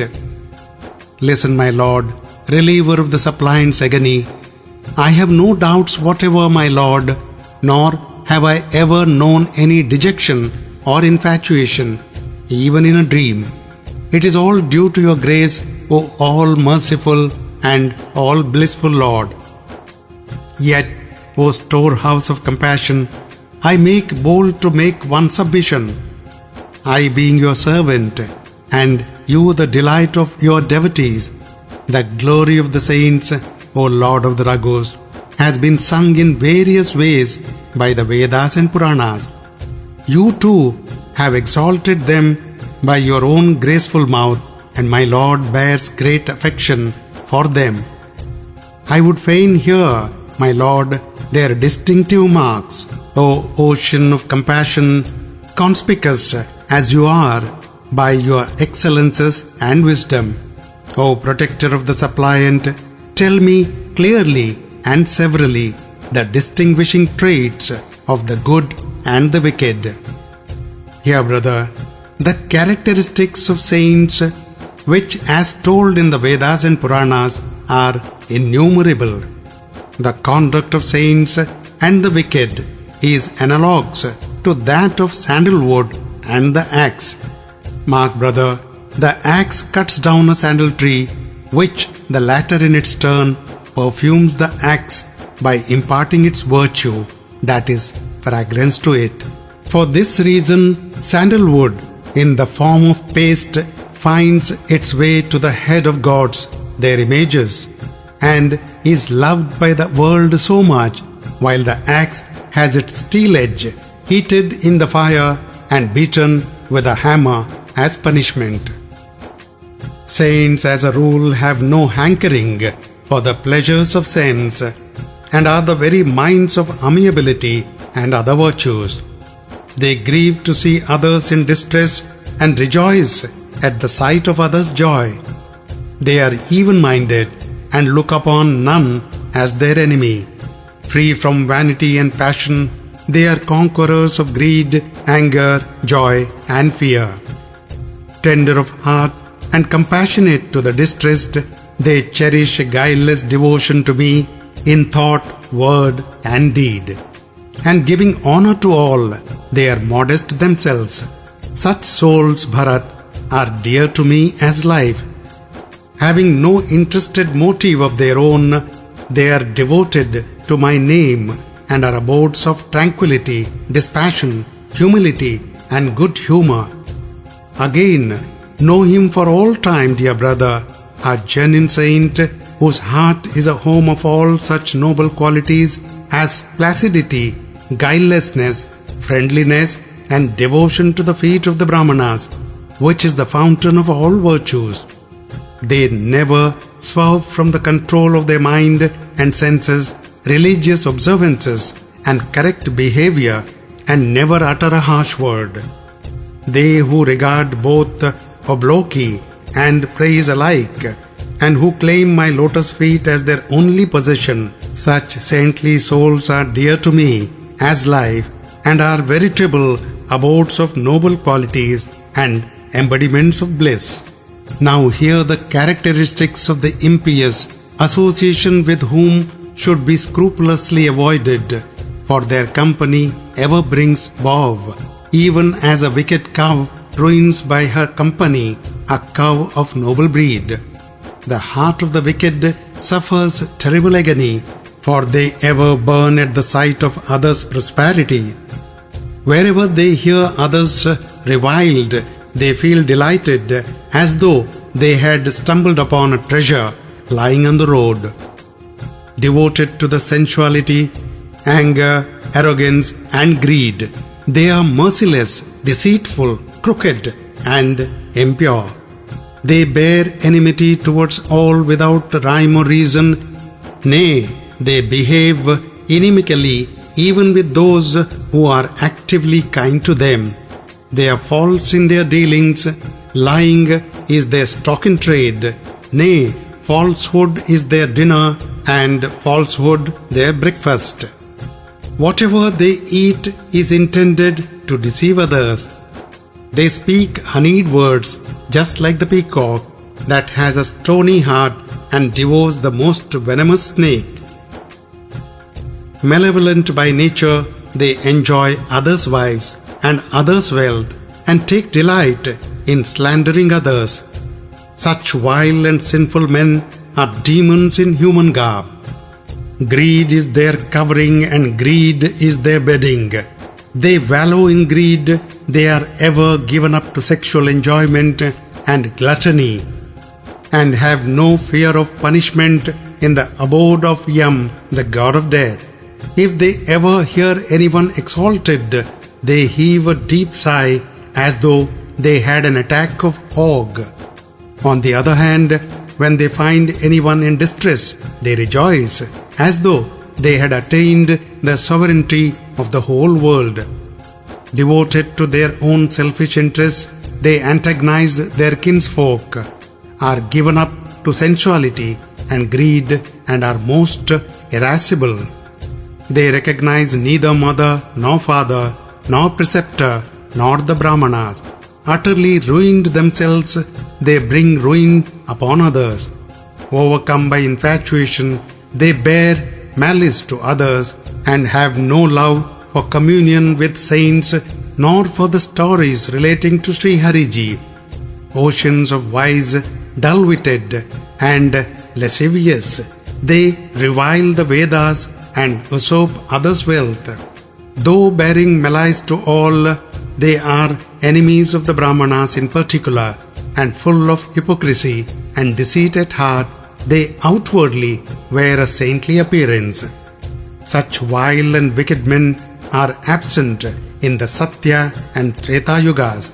A sparkling of them will appear in Dwapara, while multitudes of them will crop forth in the Kalyug. Brother, there is no virtue like benevolence, and no meanness like oppressing others. I have declared to you, dear brother, the verdict of all the Vedas and Puranas. The wise also know it. They who inflict pain on others, even after attaining the human body, have to suffer the terrible pangs of birth and death. Dominated by infatuation and devoted to their selfish interest, men commit various sins and thereby ruin their prospects in the next world. Figuring as Yam, the god of death, for their sake, brother, I dispense the fruit of their good and evil actions. Realizing this, those who are supremely clever adore me, knowing the cycle of births and deaths as full of pain. They renounce actions which yield good or evil results and take refuge in me, the Lord of gods, men and sages. Thus, I have told you the characteristics of saints and vile men. They who have fully comprehended them are no more subjected to the process of transmigration. Listen, dear brother, the numerous merits and demerits are all products of Maya. The greatest merit is that they should cease to exist in one's eye, to discern them in ignorance. All the three brothers, Bharat, Lakshman, and Shatrughan, rejoiced to hear these words from the blessed lips of the Lord, and their heart overflowed with love. Again and again they showed him profound reverence. There was immense joy in the heart of Hanumanji in particular. The Lord of the Raghus then retired to his own palace.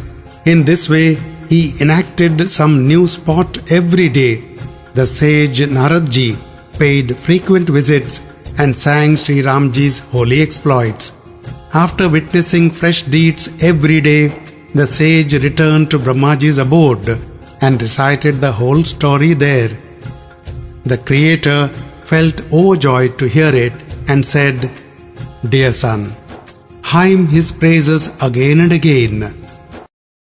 Sanak and his 3 brothers extolled Naradji, and though absorbed in Brahmaji, the infinite, the sages forgot their samadhi, absorption, on hearing the hymn of praise to the Lord, and listened to it with reverence, supremely qualified as they were. Even those, like Sanak and others, who are liberated though embodied and are absorbed in Brahmaji, hear the narrative of Shri Ramji even by interrupting their meditation, abstraction. Truly theirs must be a heart of stone who take no delight in the stories of Shri Hariji. One day, invited by the Lord of the Raghus, the preceptor Vasishtaji and other leading Brahmanas and all the other citizens assembled in the royal court. When the preceptor and the other sages and Brahmanas, as well as all the other gentlemen, had taken their seats, the Lord, who puts an end to the round of births of his devotees, addressed them in the following words. "Listen to my words, citizens all. I am not going to say anything out of attachment for you in my heart. I do not ask you to do anything wrong, nor do I make use of my authority. Therefore, listen to me and act accordingly, if you please. He is my servant, and he is dearest to me who obeys my command. If I say anything which is wrong, brethren, be not afraid to correct me. It is by good fortune that you have secured a human body, which, as declared by all the scriptures, is difficult even for the gods to attain. It is a tabernacle suitable for spiritual endeavors, gateway to liberation. He who fails to earn a good destiny hereafter, even on attaining it, he reaps torture in the other world and beats his head in remorse, wrongly attributing the blame to time, fate, and God. Sensuous enjoyment, brethren, is not the be-all and end-all of human existence.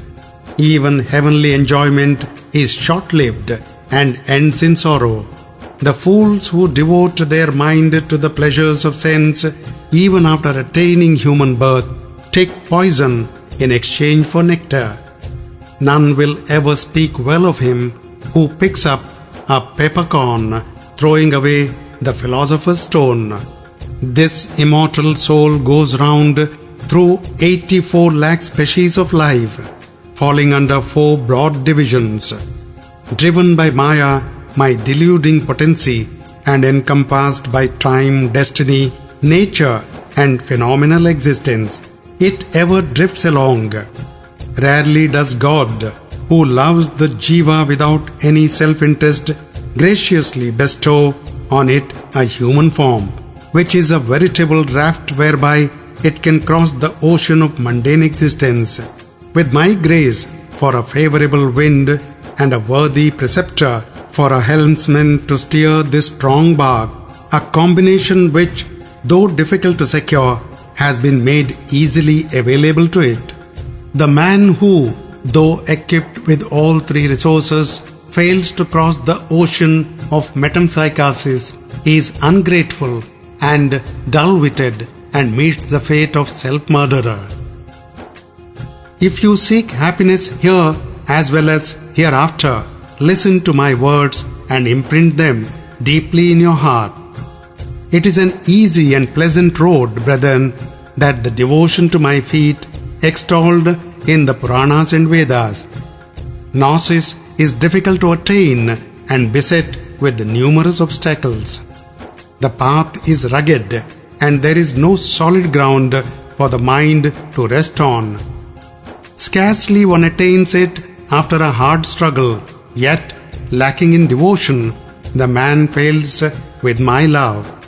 Devotion is independent and a mine of all blessings. Men, however, cannot attain it except through the fellowship of saints. Saints, for their part, are inaccessible without a stock of merit. Communion with the Lord's devotees in any case brings to an end the cycle of births and deaths. There is only one meritorious act in this world and no other to adore the feet of the Brahmanas by thought, word and deed. The sages and gods are propitious to him who guilelessly serves the twice-born, the Brahmanas. With joined palms I lay before you all another secret doctrine.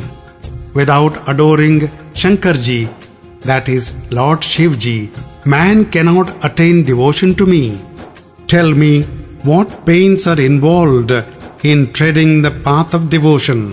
It requires neither yoga, mind control, nor sacrifices, nor jap, muttering of prayers, nor penance, nor fasting.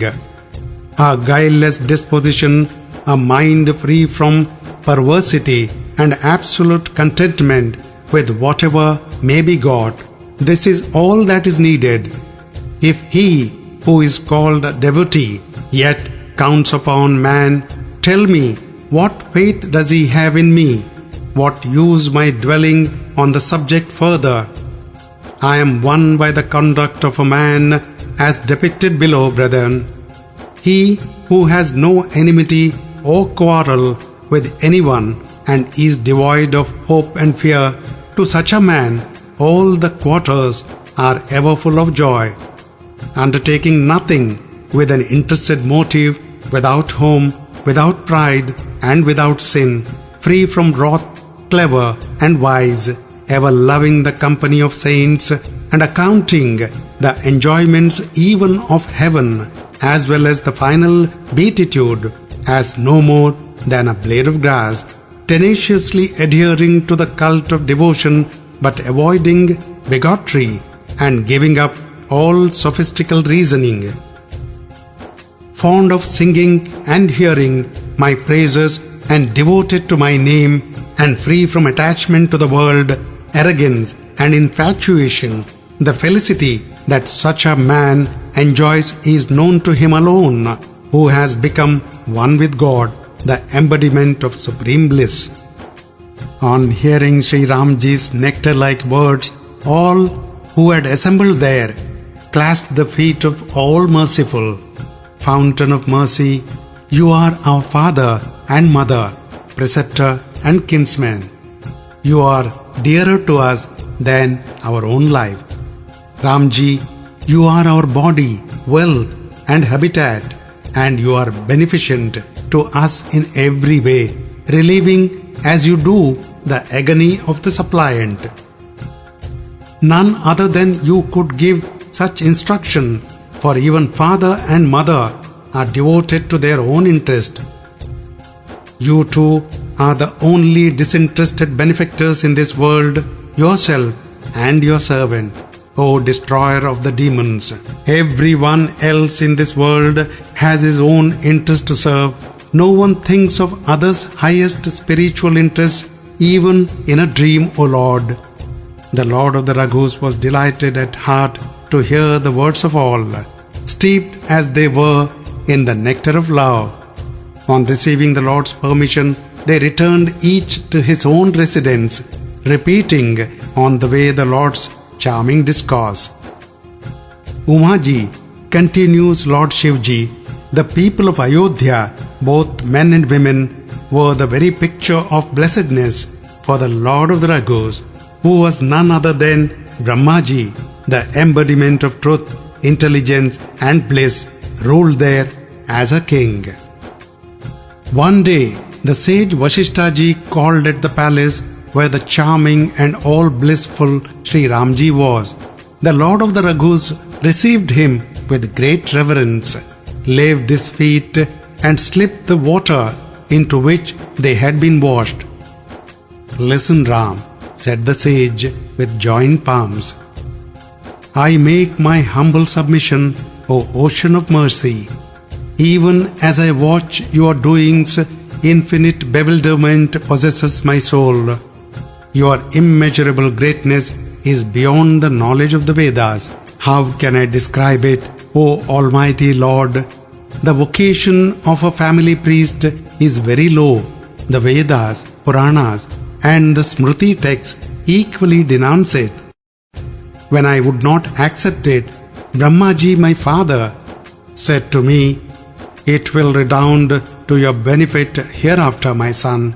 Brahmaji itself, the Supreme Spirit, will appear in human semblance as a king, the ornament of Raghu's race.' Then I thought to myself, though this was very obvious, I shall attain to him who is the object of yogic practices, performance of sacrifices, religious vows and charity. Thus, there can be no other vocation like this. Jap, muttering of prayers, austere penance, religious observances, yogic practices, the performance of one's allotted duties, the various pious acts recommended by the Vedas, the cultivation of spiritual enlightenment, compassion, self-control, bathing in sacred waters, and whatever other sacred practices have been advocated by the Vedas and holy men, and the recitation and hearing of various Tantra texts, Vedas and Puranas have only one reward, my Lord. Nay, all spiritual endeavors lead to the same glorious end, that is, unceasing devotion to your lotus feet. Can dirt be removed by cleansing with dirt? Can anyone obtain butter by churning water? Even so, except by cleaning with the water of loving devotion, O Lord of the Raghus, the impurity accumulated within can never be washed away. He alone is all-wise. He is the knower of the truth, and He alone learned. He alone is an abode of virtues and possessed of uninterrupted and immediate perception. Nay, He is clever and endowed with all auspicious attributes, who is devoted to your lotus feet. My Lord, I would ask one boon. Grant it in your mercy, Ramji. May my love for your lotus feet, O Lord, never flag in the course of my future births." So saying, the sage Vasishthaji returned home. The All-Merciful was highly pleased with him in his heart of hearts. Shri Ramji, the delight of his servants, took with him Hanumanji as well as Bharat and his other two brothers, Lakshman and Shatrughan. And the benign Lord then went outside the city and ordered elephants, chariots and horses to be immediately brought before him. Regarding them with kindness, he praised them all and distributed them among the people, giving each what one deserved and what one wished to have. The Lord, who is the reliever of all fatigue, himself felt tired and retired to a cool mango grove, where Bharat spread his own scarf, and the Lord took his seat thereupon with all his brothers in attendance. The son of the wind god now began to fan him. He felt a thrill of joy all over his body, and his eyes filled with tears. There is no one so blessed, nor anyone so devoted to Shri Ramji's lotus feet as Hanumanji, whose love and service, O daughter of the mountain king, have been repeatedly extolled by the Lord with his own mouth.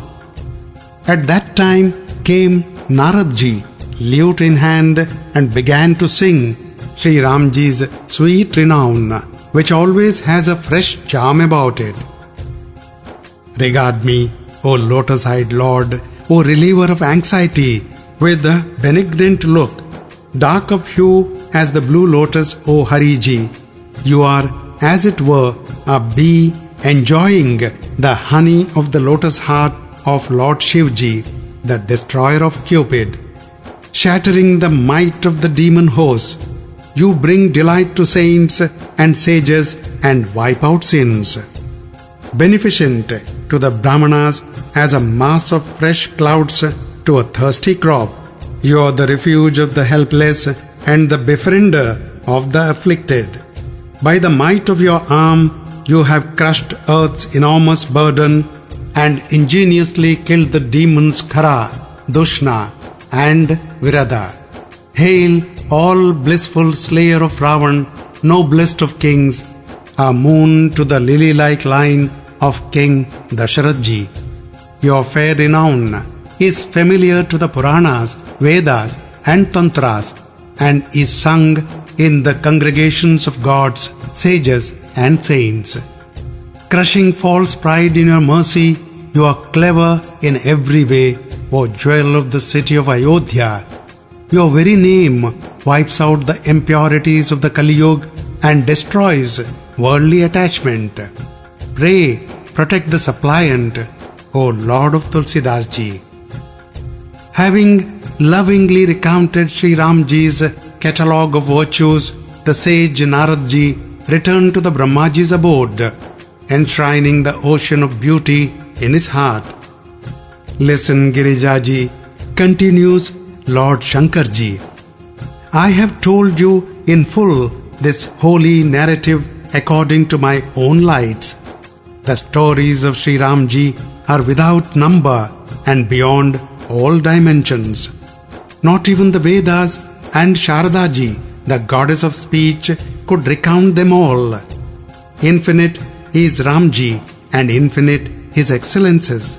His births, exploits, and names too are endless. It may be possible to count the drops of water in a shower of rain or the grains of sand, but the exploits of Shri Ramji, the Lord of the Raghus, cannot be recounted in full. This sacred story enables one to reach the abode of Shri Hariji. Whoever hears it, blessed with unceasing devotion. Umaji, goes on Lord Shivji, I have repeated in full the delightful story which Bhusundiji recited to the king of the birds. I have thus recounted a few of Shri Ramji's virtues. Let me know, Bhavaniji, what am I to tell you next? Umaji was glad to have heard the blessed story and replied in exceedingly polite and soft accents, I am thrice blessed, O slayer of the demon Tripura, to have heard Shri Ramji's praises that take away the fear of birth and death. By your grace, O abode of mercy, I have now attained the object of my life and have no delusion left in me. I have realized the greatness of Lord Shri Ramji, who is knowledge and bliss personified. O Lord of resolute mind, my soul knows no satiety as I quaff with the cups of my ears the nectar-like story of Shri Ramji, the hero of Raghu's line, flowing from your moon-like mouth. They who feel satiated with hearing the exploit of Shri Ramji have little known their peculiar sapor. Even those great sages who have attained final beatitude in their very lifetime constantly hear the praises of Shri Hariji. To him who seeks to cross the ocean of worldly existence, the narrative of Shri Ramji serves as a secure bark. Nay, the praises of Shri Hariji are delightful to the ear and pleasing to the mind even of the sensualist. Is there in this world anyone with ears to hear whom the exploits of Shri Ramji, the Lord of the Raghus, do not delight? Stupid are those creatures and indeed killers of their soul, whom the narrative of Shri Ramji does not attract. While you sang what you have chosen to call the Manas lake of Shri Hariji's exploits, I listened, my Lord, with boundless joy. You have just told me that this charming story was recited by Kakabhusundiji to Garuda. Bhusundriji is staunch in his dispassion and steadfast in his wisdom and realization, and cherishes deep devotion to Shri Ramji's feet. That one possessing the form of a crow should be a devotee of Shri Ramji, the Lord of the Raghus, fills me with great doubt. Listen, O slayer of demon Tripura, among 1,000 men there is scarce one who is steadfast in his vow of piety.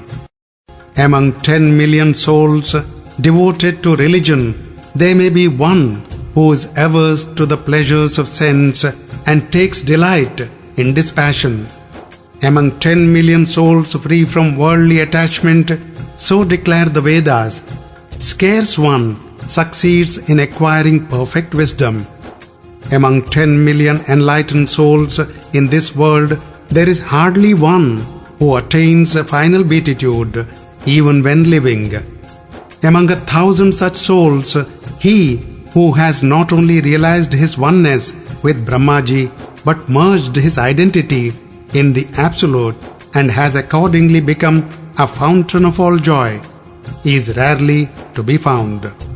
Of the religious, the unattached, the enlightened and the emancipated, as well as of those merged in the Absolute, O Lord of the divinities, he who takes delight in devotion to Shri Ramji and is free from vanity and wiles is most difficult to find. Kindly explain to me at length, O Lord of the universe, how such a devotion to Shri Hariji was attained by a crow. Also tell me, my Lord, how did Bhusundriji obtain the form of a crow even though devoted to Shri Ramji, steeped in wisdom, a home of virtues and resolute of mind? Further tell me, O merciful Lord, wherefrom did the crow get this sacred and delightful story? And also let me know, how could you hear it, O destroyer of the Cupid? For all this fills me with much inquisitiveness.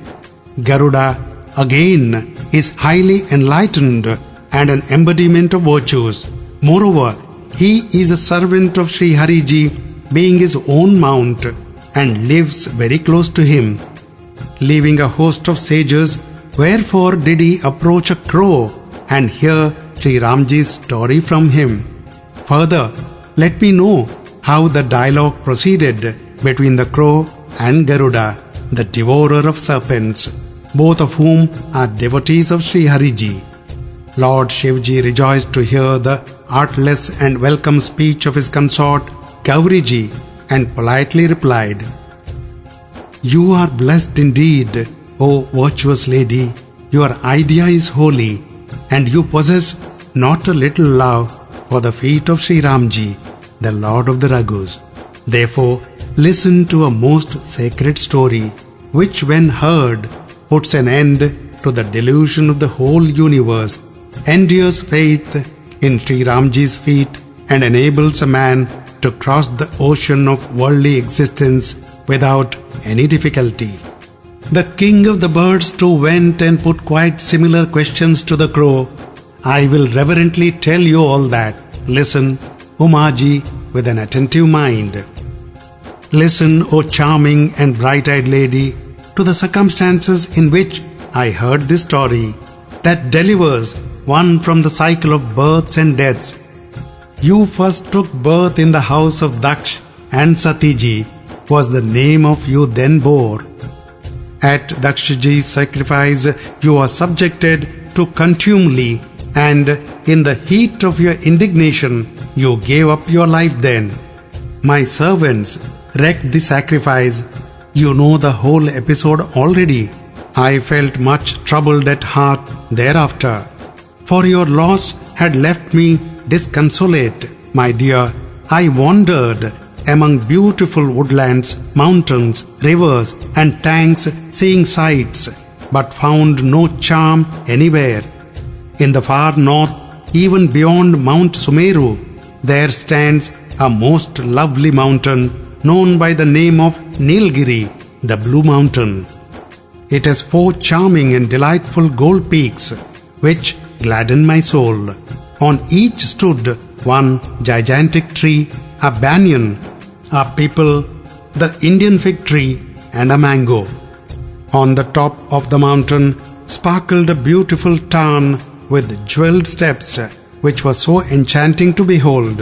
Its water was cool, limpid, and sweet, its lotuses abundant and many-colored. Flocks of swans murmured their sweet notes, and the bees made a delightful buzzing. On that splendid mountain dwells the same bird, Kakabusundiji, that outlives even the end of the world. The various good and evil phenomenon created by Maya, the cosmic illusion and ignorance in its varied forms such as infatuation, lust, etc., which hold sway all over the universe, never touch the precincts of that mountain. Now hear, Umaji, with tender affection, how the crow spends his days there in adoring Sri Hariji. Under the peepal tree, he practices meditation. He performs sacrifice in the form of jap, muttering of prayers. Under the Indian fig tree, in the shade of the mango tree, he offers mental worship to the Lord, having no occupation other than adoring Sri Hariji. And under the banyan, he narrates episodes from the story of Sri Hariji, to hear which many bird flocks there. With loving reverence, he sings the various marvelous exploits of Sri Ramji, the swans of pure mind that ever dwell in that lake. All listen to the story. When I arrived there and saw the spectacle, an intense joy welled up in my heart. Then, assuming the form of a swan, I sojourned there for some length of time, and after reverently listening to the praises of Sri Ramji, the Lord of the Raghus, I returned to Kailas. Girijaji, I have thus narrated the whole episode as to when I visited the bird Kakabusundiji. Now hear the circumstances under which Garuda, the glory of the feathered kingdom, called on the crow. When the Lord of the Raghus enacted the sport of a combat with Meghnath, Ravan's son, the very thought of which fills me with shame, and allowed himself to be bound by Meghnath, the conqueror of Indraji, the sage Naradji dispatched Garuda. When Garuda, the devourer of serpents, had cut the bonds and departed, a terrible dejection possessed his soul. Recalling the Lord's bondage, the enemy of the serpents thought over the incident in many ways. It was the all-pervading and passionless Brahmaji, the Lord of speech, the supreme ruler beyond Maya and error, who had, I was told, taken descent in this world, but I saw none of his divine glory. The same Ramji, by repeating whose name men get freedom from the bonds of worldly existence, was tied down by a puny demon with coils of snakes. Garuda did all he could do to reassure himself, but the light of wisdom did not dawn on him. On the other hand, error overshadowed his soul all the more. Torn by torments and full of mental questionings, he fell a prey to delusion, just like yourself. In his perplexity, he approached the celestial sage Naradji and apprised him of the doubt that preyed upon his mind.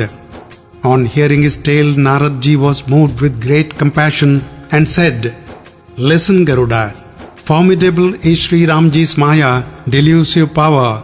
It robs even the wise of their sense, and bringing them under its swarthy clouds, their mind with utter infatuation. The same Maya that befooled me many a time has laid its hold on you, O Lord of the feathered creation. A blinding infatuation has taken root in your heart, and it will not be readily eradicated by any words of mine. Therefore, betake yourself to Brahmaji, the four-faced creator, O Lord of the winged creatures, and do whatever he enjoins you." So saying, the most enlightened celestial sage went his way, chanting Shri Ramji's praises and repeatedly recalling to his mind the power of Shri Ramji's Maya. The Lord of the Feathers creation then went to the Creator and told him his doubt. On hearing his story, Brahmaji bowed his head to Shri Ramji. Realizing his might was overwhelmed with love, the Creator mused within himself. The seers and sages, as well as the learned, are all dominated by Maya. Unbounded is the power of Sri Hariji's Maya that has often made a puppet of me.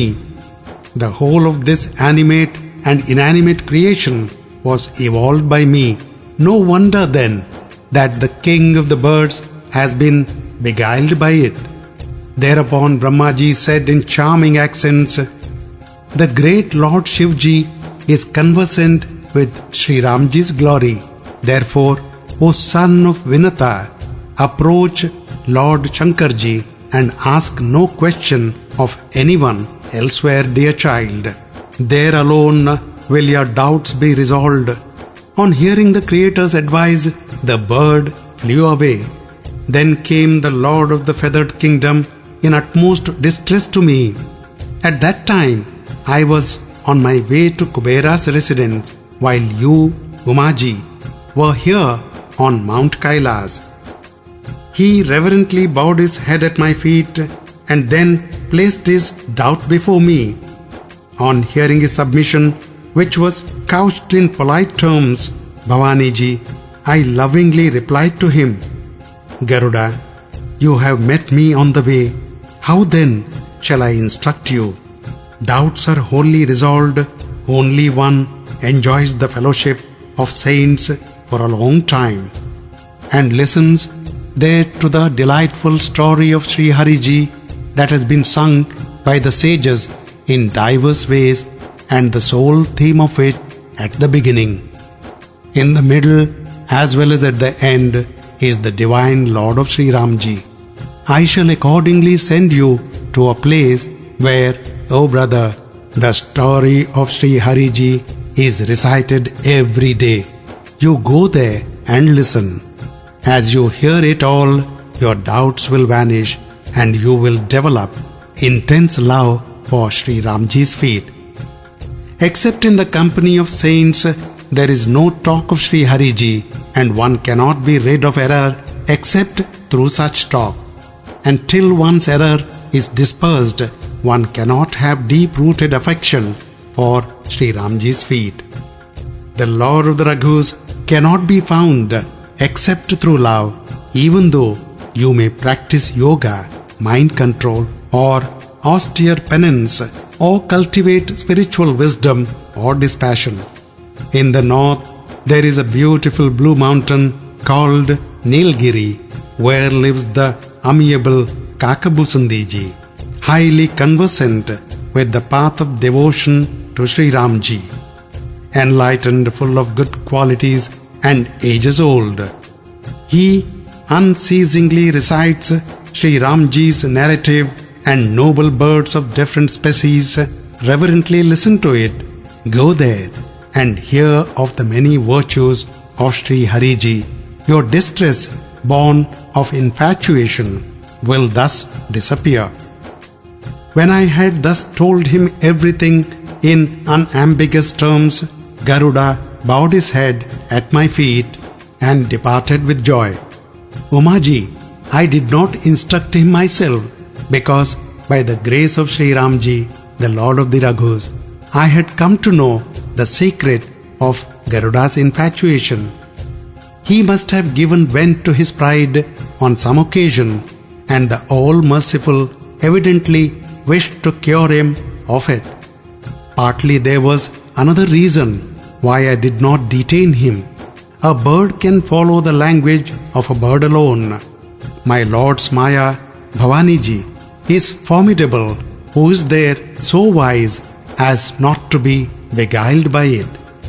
Even Garuda, the very best jewel of devotees and enlightened souls, and the mount of Lord Vishnuji, the sovereign of the three spheres, was deluded by Maya. How absurd then the poor mortals want their immunity from it. The Lord's Maya beguiles even Shivji and Brahmaji. Of what account in any poor creature? Bearing this in mind, the sages adore the divine Lord of Maya. Garuda went to the abode of Kakabusundiji, of unhampered intellect and possessing uninterrupted devotion to Sri Hariji. At the sight of the mountain, his heart rejoiced, and he was rid of all Maya, delusion, infatuation, and anxiety. After bathing in the tarn and drinking of its water, he betook himself under the banyan tree, delighted at heart. Aged birds of all kinds flocked there to hear Sri Ramji's charming exploits. Bhusandiji was just on the point of commencing the narration when the king of the birds arrived. All were rejoiced to see the king of the whole feathered creation approach, the crow no less than the rest of the assembly. Bhusandiji received the king of the birds with the utmost reverence, and having enquired after his welfare, conducted him to an exalted seat.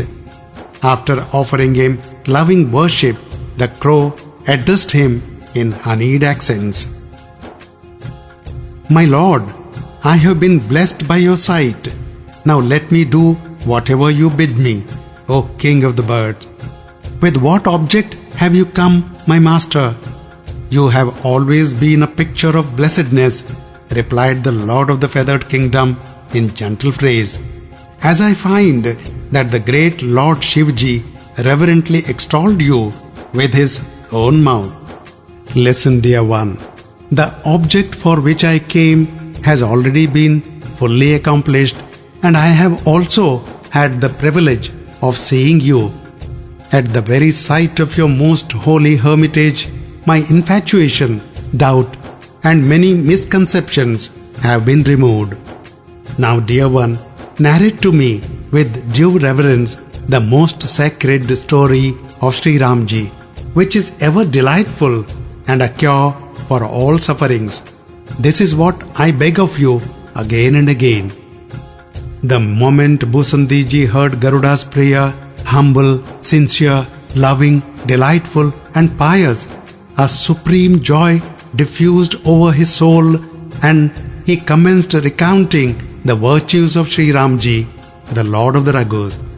First of all, with fervent devotion, O Bhavaniji, he gave an elaborate description of the lake of Sri Ramji's exploits. Next, he told about Naradji's terrible infatuation, and then of Ravan's incarnation. Thereafter, he sang the story of Lord's descent, and then recounted with deep interest his childlike sports. After narrating his boyish sports of various kinds with the utmost rapture of soul, he told of the sages Vishwamitraji's arrival, and thereafter of Sri Ramji's wedding. Then he narrated the episode of Sri Ramji's projected installation as the Prince Regent of Ayodhya, and after that he spoke of the sudden interruption in the festivities connected with the installation due to King Dasharatji's solemn pledge to Kaikeyi, as well as of the citizens' agony at Ramji's parting. He then reproduced the dialogue between Sri Ramji and Lakshman, and further described their journey to the forest. The devotion of the boatmen and their ferrying across the celestial stream Ganga and halt at Prayag. He further described the Lord's meeting with the sage Valmiki ji and how the divine Sri Ramji sojourned at Chitrakoot. Again, he then told of the minister Sumantraji's return to the capital, the king's demise, Bharat's coming back from his maternal grandfathers, as well as his abundant love for Sri Ramji. He further related how, after performing the king's obsequies, Bharat, with all the citizens, betook himself to where the all-blissful Lord was, and how, when the Lord of the Raghus consoled him in every way, he took the Lord's sandals and returned to the city of Ayodhya. Bhusundiji continued and described Bharat's mode of life at Nandigram, the mischievous conduct of Jayant, the son of Indraji, the lord of the celestials, and the lord's meeting with the sage Atriji. After giving an account of Videhaji's death at the hands of the Lord, he told how the sage Sarabhanga dropped his body and further described Sutikshana's devotion and also the Lord's holy communion with the sage Agastyaji. After speaking about the purification of the Dandaka forest, Bhusundiji told of the Lord's friendship with the vulture king Jatayu. He further narrated how the Lord took up his abode at Panchvati and dissipated the fears of all the hermits. Then came the Lord's incomparable exhortation to Lakshman and the story of Shurpanaka's mutilation. He further narrated the death of Khara and Dushna at the Lord's hands and how Ravan, the 10-headed monster, got all the information. Again, he then told all the particulars of the latter's talk with Maricha. Thereafter, he described the abduction of the fictitious Sitaji and briefly referred to the desolation of Shri Ramji, the hero of Raghu's line. After this, he told how the Lord performed the obsequies of the vulture king, slew the demon Kaband, and bestowed the highest state, final beatitude, on Shabari, the Bhil woman, and further narrated how the hero of Raghu's line went to the bank of the Pampa lake, bewailing his desolation all the way. After repeating the Lord's talk with the sage Naradji, as well as the episode of his meeting with the son of the wind god, Bhusundiji told of Shri Ramji's alliance with Sugriv and of Bali's death at his hands. He further related how, after installing Sugriv on the throne of Kishkinda, the Lord took up his abode on Mount Pravarshan, gave an account of the rains as well as of the autumn that immediately followed, and told of Shri Ramji's wrath on Sugriv and the latter's dismay. The crow further narrated how Sugriv, the lord of the monkeys, sent out monkeys who rushed forth in every direction in quest of Sitaji, how the party sent to the south entered a cave and were met later on by Sampati, Jatayu's elder brother, how after hearing all the news from him, the son of the wind god jumped over the vast ocean, how the monkey chief made his way into Lanka, and how later on he saw and reassured Sitaji, how after laying waste the grove where Sitaji had been lodged and exhorting Ravan, he set fire to his capital and leapt back across the sea, how the whole party of the monkeys rejoined the Lord of the Raghus and told him of Sitaji's welfare, and how the hero of Raghu's line with his army went and encamped on the seashore, and how Vibhishan came and saw him, and further recited the story of the ocean's subjugation. Bhusundiji then narrated how after building a bridge across the ocean, the monkey host crossed over to the other side, and how the most heroic son of Bali went as an envoy to Ravan.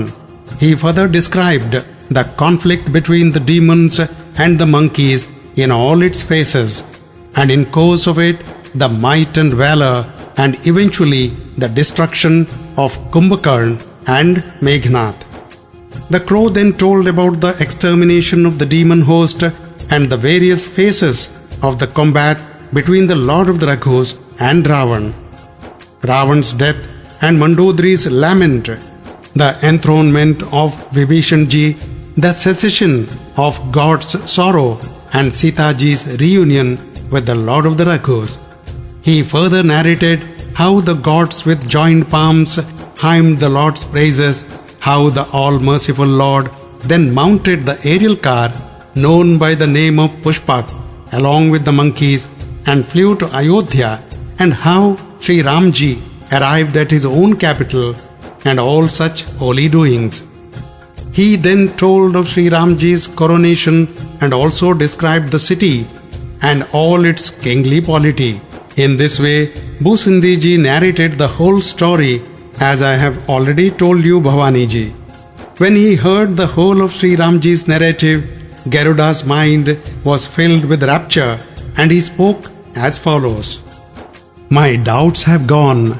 Now that I have heard the whole of Shri Ramji's narrative, and by your grace, O best of crows, I have developed devotion to Shri Ramji's feet. A mighty bewilderment possessed me when I saw the Lord bound in battle. Shri Ramji is knowledge and bliss personified. How can he be embarrassed? As I found his ways so closely resembling those of a human being, a grievous doubt arose in my soul. Now I regard that error of mine as a blessing and feel that the All-Merciful bestowed a favor on me in the form of that error. For he alone, who is terribly oppressed with the heat of the sun, can appreciate the blessing of an umbrageous tree. Had I not thus fallen a prey to gross infatuation, how could it have been possible for me to meet you, revered sir? And how could I get an opportunity to hear the charming and most wonderful story of Sri Hariji that you have just sung in all its details? The Vedas, the Tantras and the Puranas are at one on this point, and so declare the Siddhas and sages in unequivocal terms that the fellowship of genuine saints is only attained by those whom Shri Ramji regards with favor. By Shri Ramji's grace, I have been blessed with your sight, and by your blessing again, all my doubts have disappeared. On hearing Garuda's speech, so modest and affectionate, the crow was greatly rejoiced at heart. Every hair on his body stood erect, and tears rushed to his eyes. Umaji, continues Lord Shivji, saints reveal their profoundest secrets when they find a listener who is not only intelligent, virtuous and pious, but fond of Shri Ramji's story and a devotee of Shri Hariji. Then answered Kakabusandi ji, who had no small affection for the Lord of the feathered creation, My Lord, you are in every way entitled to my homage, a recipient as you are of Shri Ramji's favor. You had neither doubt nor infatuation nor delusion. It was only an excuse, my lord, for doing me a kindness. By sending you, O King of the birds, under the pretext of infatuation, the Lord of the Raghus has conferred an honor on me. Yes, my lord, there is nothing peculiar in that delusion of yours, of which you have told me, O King of the birds. For the celestial sage Naradji, Lord Shivji, and Vishnuji, the Creator, as well as Sanak and other great sages, exponents of the truth of the Spirit, which of these has not been blinded by infatuation? Again, is there anyone in this world whom lust has not made a puppet of, who has not been maddened by the thirst for enjoyment, and whose heart has not been inflamed by anger? Is there any sage, ascetic, hero, seer, man of learning, or man of virtue in this world whom greed has not betrayed? Again, whom has the pride of pelf not perverted? Who has not been deafened by power? And is there anyone who has not been smitten by the shaft-like glances of a fawn-eyed woman? Who is not thrown out of his mental equipoise by the combined action of the three gunas, modes of Prakriti, as by the synchronous derangement of the three humours of the body, which generally proves fatal to the victim according to the principles of Ayurveda? None has escaped the stings of pride and arrogance. Who does not get wildly excited under an attack of fever in the form of youth, and whose good reputation is not marred by worldly attachment? Who does not incur obloquy through envy, and who is not shaken by the blast of grief? Who is not bitten by the serpent of care, and is there anyone in this world who is not overcome by Maya, the delusive potency of God?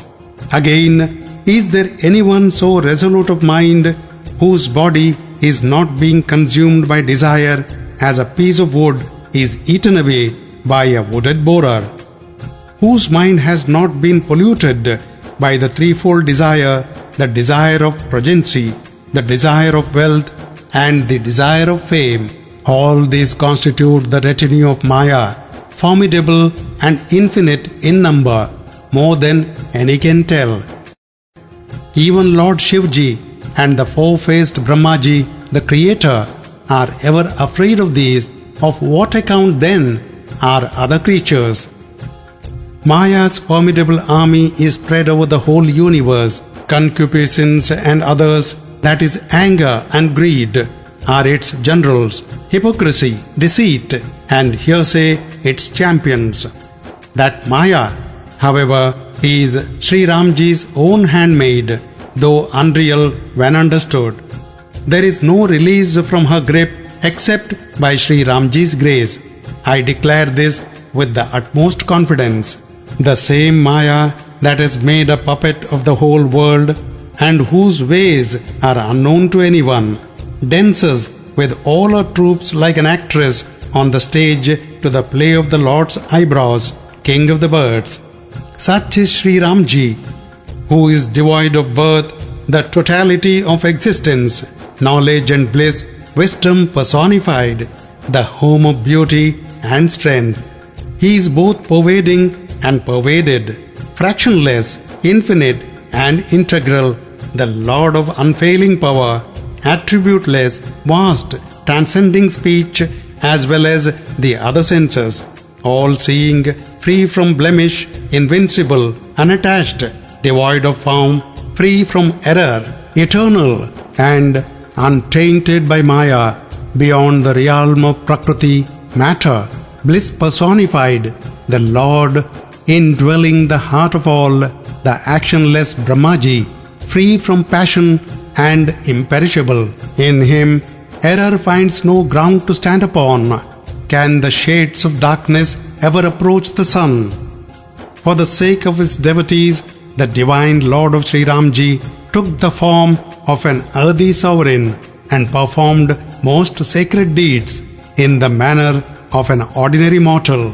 Even as an actor, while acting on the stage, assumes various guises and exhibits different characters, but himself remains the same. Such, O enemy of serpents, is the pastime of Shri Ramji, the Lord of the Raghus, a bewilderment to the demons, but a delight to his servants. Those who are impure of mind, given over the pleasures of sense, and slaves of passion, attribute infatuation to the Lord in the following manner, my master. He who has jaundiced eye declares the moon as of a yellow color, so long as the disease is there. When a man is bewildered as to the point of the compass, O Garuda, he affirms that the sun has risen in the west. A man who is sailing on a boat finds the world moving and deludes himself with the idea that he himself is standing still. Children whirl round in play, but not the surrounding buildings, etc. Yet they dub one another a liar, when some of them insist that it is they themselves who are moving. It is in this way, O King of the Birds, that error is ascribed to Sri Hariji. Otherwise, not even in a dream is he subject to delusion. Those dull-witted wretches who are dominated by Maya and who have many wheel hanging over their soul, such fools alone raise doubts in their perversity and ascribe their own ignorance to Sri Ramji. Steeped in lust, anger, arrogance and greed, and attached to their home, which is a picture of woe, how can such dullards know the Lord of the Raghus, fallen as they are in the depths of darkness, ignorance? The attributeless aspect of the Godhead is easy to understand, but no one can comprehend the embodied form. which is beyond all modes of Prakriti and divine in character. Even a sage soul is bewildered on hearing of the various exploits of the Lord, both of an intelligible and baffling character. Hear, O Lord of the feathered kingdom, of the greatness of Shri Ramji, the Lord of the Raghus. I recite to you, according to the best of my lights, a delighted story in this connection. I shall also narrate to you the whole story as to how I fell a prey to delusion, my lord. You, dear Garuda, are a favorable of Shri Ramji and fond of hearing Shri Hariji's praises and a source of delight to me. I am therefore concealing nothing from you and tell you a profound and charming secret. Hear of Shri Ramji's innate disposition. He never tolerates pride in his people, for pride is the root of metempsychosis and the cause of all kinds of pain and every form of grief. Hence, the All-Merciful gets rid of it in his extreme fondness for his servants, even as when a boil appears on the body of a child, my lord, the mother gets it opened like one having a stony heart. Although at first, while the boil is being cut open, the child experiences pain and cries helplessly, the mother minds not the child's agony in her anxiety to see the child cured. Even so, in the interest of the devotees himself, the Lord of the Raghus takes away his pride. Forswearing all error, Tulsidas ji, why should you not adore such a Lord as this? Now, O Lord of the feathered kingdom, I tell you of Shri Ramji's benignity and my own opacity. Listen attentively. Whenever Shri Ramji appears in human semblance and enacts numberless sports for the sake of his devotees, I betake myself to the city of Ayodhya and delight to watch his childish exploits. I go and witness the grand festival of his birth and fascinated by the charm of his childish sports, stay on there for full 5 years. The child Ramji is my beloved deity, who sums up in his person the charm of countless cupids. Ever gazing on the countenance of my Lord, I allow my eyes to enjoy the fruit for their existence, O enemy of serpents. Assuming the form of a small crow and remaining in the company of Shri Hariji, I witness his childish exploits of all kinds. Wherever he moves about as a child, I flutter about close to him, and the crumbs that fall from his mouth in the courtyard I pick up and eat. In one particular cycle, the hero of Raghu's line performed all his exploits in an extreme degree. The moment Kakabusandi recalled those exploits, every hair on his body stood erect. Continued Busandi, listen, O chief of the birds, the story of Ramji is the delight of his servants. The king's palace at Ayodhya was beautiful in every way. It was all of gold studded with precious stones of various kinds. The courtyard where the 4 brothers played every day was magnificent beyond description. The Lord of the Raghu frolicked about in this yard, carrying on childish pastimes that were the delight of his mother. His tender frame was dark of hue with a greenish tinge resembling that of the emerald.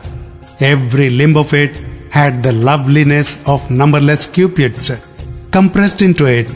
His feet were soft and ruddy like a young lotus, with bright toes and nails that outshone the brilliance of the moon. They had soles bearing the 4 folds lovely marks of the thunderbolt and the elephant goad, the flag and the lotus, and were adorned with beautiful anklets that sweetly jingled. The charming zone about his waist, which was made of gold embossed with jewels, produced a pleasant tinkling sound. The belly contained 3 lovely folds with a charming deep navel. The broad chest gleamed with jewels and raiment of various kinds, all befitting a child.